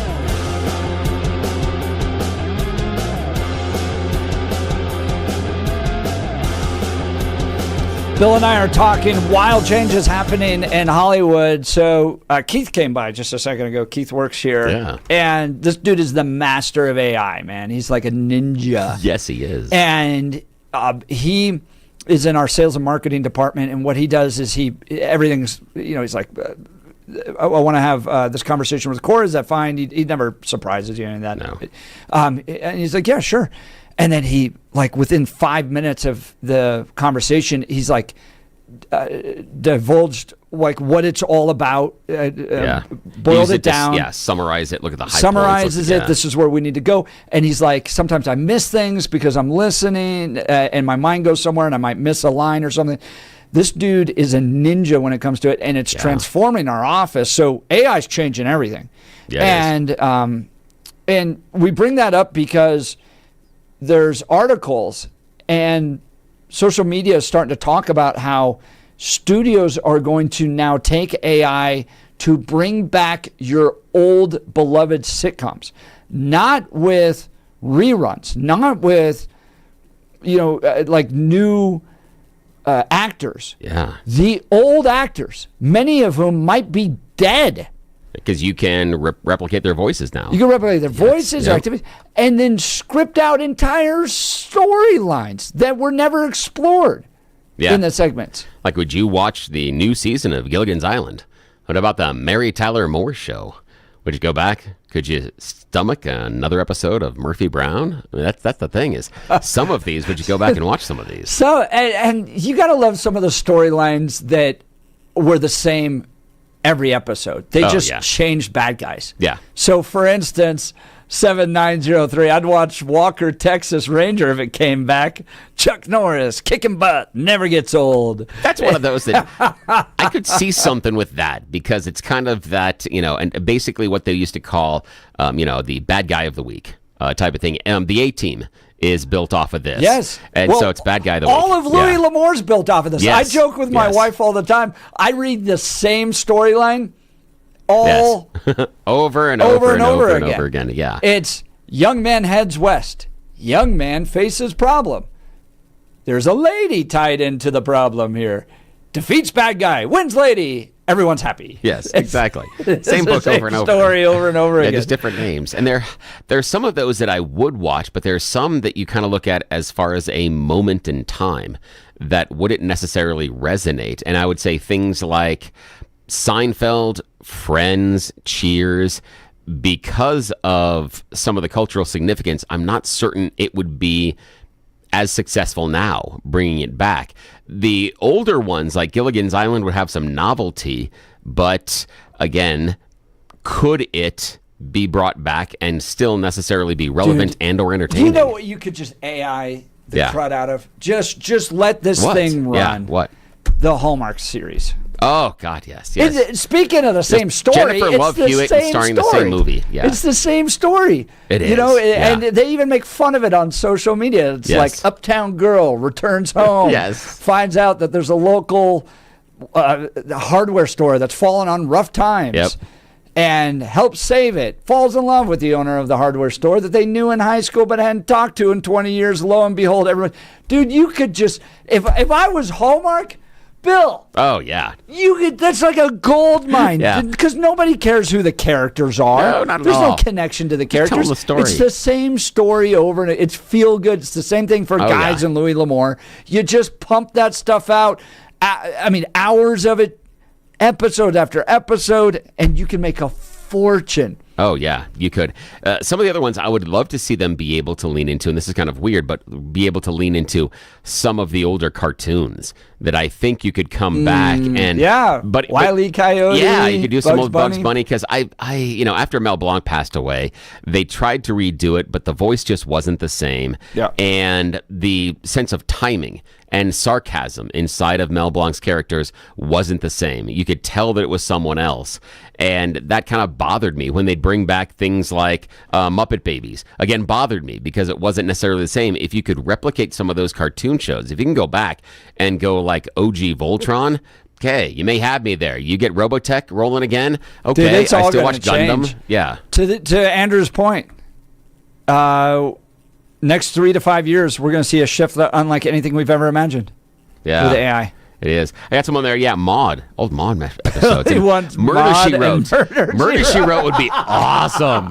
I'm sorry. Okay, I am Angela not. Lansbury, right? Was that yes, her? Angela Lansbury. Yes. I am not a fan of bringing back the AI stuff, but you give me a season of AI Angela Lansbury's Murder, She Wrote. Yeah. However, I'm torn on things like Matlock because Kathy Bates is in a reboot of Matlock, and they've changed the character, but they've done kind of the same story. And I do like that approach if it hits. But you also have this continuation that is a problem. A recent series of Frasier, where they tried to reboot Frasier. They brought it back, and the thing was atrocious. It was did they? horrible. The reboot? Yes. But wouldn't it was be nice to horrible. see some of those actresses come back at their younger selves as well? Or at least just continue, the same type of storyline. Again, you can't carry it on forever. But, and this is one of the problem, though, and this is when I'm talking about the idea of, do the storylines narratively fit? One of the problems with, in my opinion, with the reboot of Frasier was that the really rich guy not understanding what the poors are going through doesn't hit the same as it did back then. Yeah, right. Because of the change in the economy. Frasier, he didn't understand his erudite ways, and he would make mistakes that way, where in the new version, he comes off looking like a jerk. He comes off looking like a pompous a-hole at times because of his obtuseness with the average person. When they try to do these reboots, though, I think part of the problem is, especially if you were younger, you fell in love with characters and they don't look the same way, right? Like this is just natural aging. I'm not blaming it, but like Wonder Years or Full House or Friends, right? Like they try to do a reboot and you're like, Joey's got gray hair. Yeah. Right. And you're like, no. Joey was 25 years old, and it was, how you doing? Nobody wants to see a 50-year-old do how you doing. No, not at all. It was funnier when it was 25. And so these reboots, I never got into the Full House because I was just like, Stephanie in my mind was like 12, and I was 12, and the girl from Wonder Years, Winnie. Oh, Winnie, yeah. Winnie, right? Winnie Cooper. Winnie was in my mind, or Topanga. They were all these, they were all my age. Yeah. And so when you try to see a reboot, it's like trying to fit a square peg into a circle. I want to go back to what it was like, when... Here's the crazy thing. So they were that age. I love the fact that you brought up Topanga because I love that one. Because I didn't know at the time... I have, and I still have it. It's a bike that I have kept for, God, the thing's got to be almost 25, 30 years old now. But it's an old Diamondback, and it's a Diamondback Topanga. That's the name. That is the name. So it has the name on the bicycle frame. And I used to have people stop me and go, dude, how'd you get the bike named after her? And I'm like, that's not what the bike's named after. But I hung on to that for years simply because of that. It's still hanging in the garage. So do the reboots not connect? Maybe the AI can bring back the reboots. So Chandler... You're not making any more Friends episodes with Chandler. No, you can't. He's not alive. Yeah. And then he went through the weird drug stuff, too. Yeah. So then once you know it and you go back and watch Friends, you're like, ugh. You could tell when he was either on pills or alcohol. It wasn't good. But those early days with Chandler... you could actually bring those back, and that would be fun to watch, as opposed to drugged up Chandler. Now, what does this do if you're thinking of being a theater performer? I've got some people in my lives that are performers and some that are going through school and chasing. I've got one friend from college whose son is in New York in an amazing theater program. Absolutely stunning. Yeah. But what does this do? Because in theory, if we do this with AI, in the future, does he sign a contract to perform for one episode as one character and signs away his look and his rights in perpetuity, where they can then take that performance and then just recreate him through AI forever, and he gets pennies on the dollar. And where I pulled that example from is in music. Yeah, streaming. We used to have, we used to release albums and then tour to support them. Now, bands are releasing albums to tour because you don't make any money off an album release. Yeah, could have changed that. That'd be kind of scary. Interesting. Joan from Lakewood would like to see the Tick back. Oh, I love the Tick. Spoon! Love the Tick. Oh, the Tick's fantastic. Speaking of bringing things back, Bill, if you're losing your hair and you want to bring it back, well, we've got the simple solution for you. Advanced hair restoration, modern technology with top-rated physicians, something that's guaranteed to work. Guys, you need Dr. Tanya Pauls and her team at Advanced Hair. They've completely redefined hair restoration from the experience itself to their unmatched results. You got receding hairline, bald spot, or thinning hair. Address them all with Advanced Hair's simple one-day treatment in a calm, relaxed environment with the most experienced professionals. Advanced Hair has performed tens of thousands of these breakthrough treatments. And get this, your own natural hair begins to regrow the very next day. No one in Denver can offer anything like Advanced FUE found at Advanced Hair, and I highly recommend their team. It starts with your free consultation. Call 720-459-HAIR, 720-459-HAIR. If you qualify, you'll get $250 off and 250 free hair grafts. Refine your hairline with the team that's redefined hair restoration, 720-459-HAIR or advancedhair.com.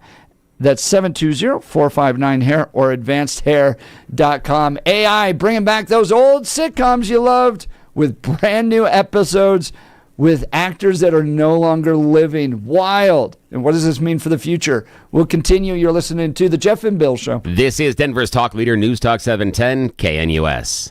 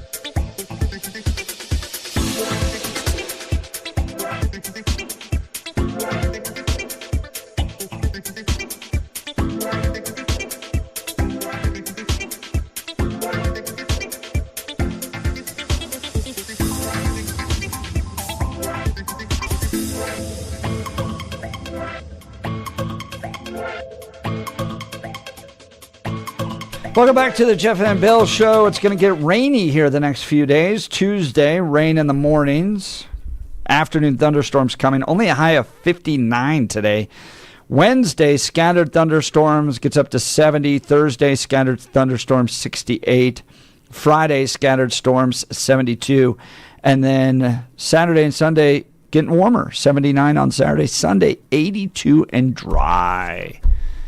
Could try out a little bit nice. after yesterday. Yeah, it was wet yesterday. Jeez. And, last night till this morning. So, also reminder, we only got a few more days to get your Kyle's Karen's T-shirts. Yes, these are limited edition. You get a T-shirt. You get a T-shirt. You get a T-shirt. And they're only going to be sold until this Friday. After this Friday, they go away forever because the company that we are having work with us on this does not want to be held responsible nor associated with us anymore. Dude, this guy steals our content, Yes, doesn't I give us know. any attribution. I know. He has no room to get angry at us for making T-shirts. It's ridiculous. And making fun of him. Yeah, and what Jeff's talking about is yesterday, Kyle Clark over on Next used some of the video when Danielle Jurinsky, Aurora City Councilwoman, was on the air with us and talked about how Danielle went after some of the other liberal Democrat Jewish lawmakers in the state and the horrible things that she said and didn't say that he said them here. Nothing. And I'm sorry, but inside, and this ticks me off. I'm not necessarily him personally, but inside of journalism and also inside the industry, attribution is vitally important.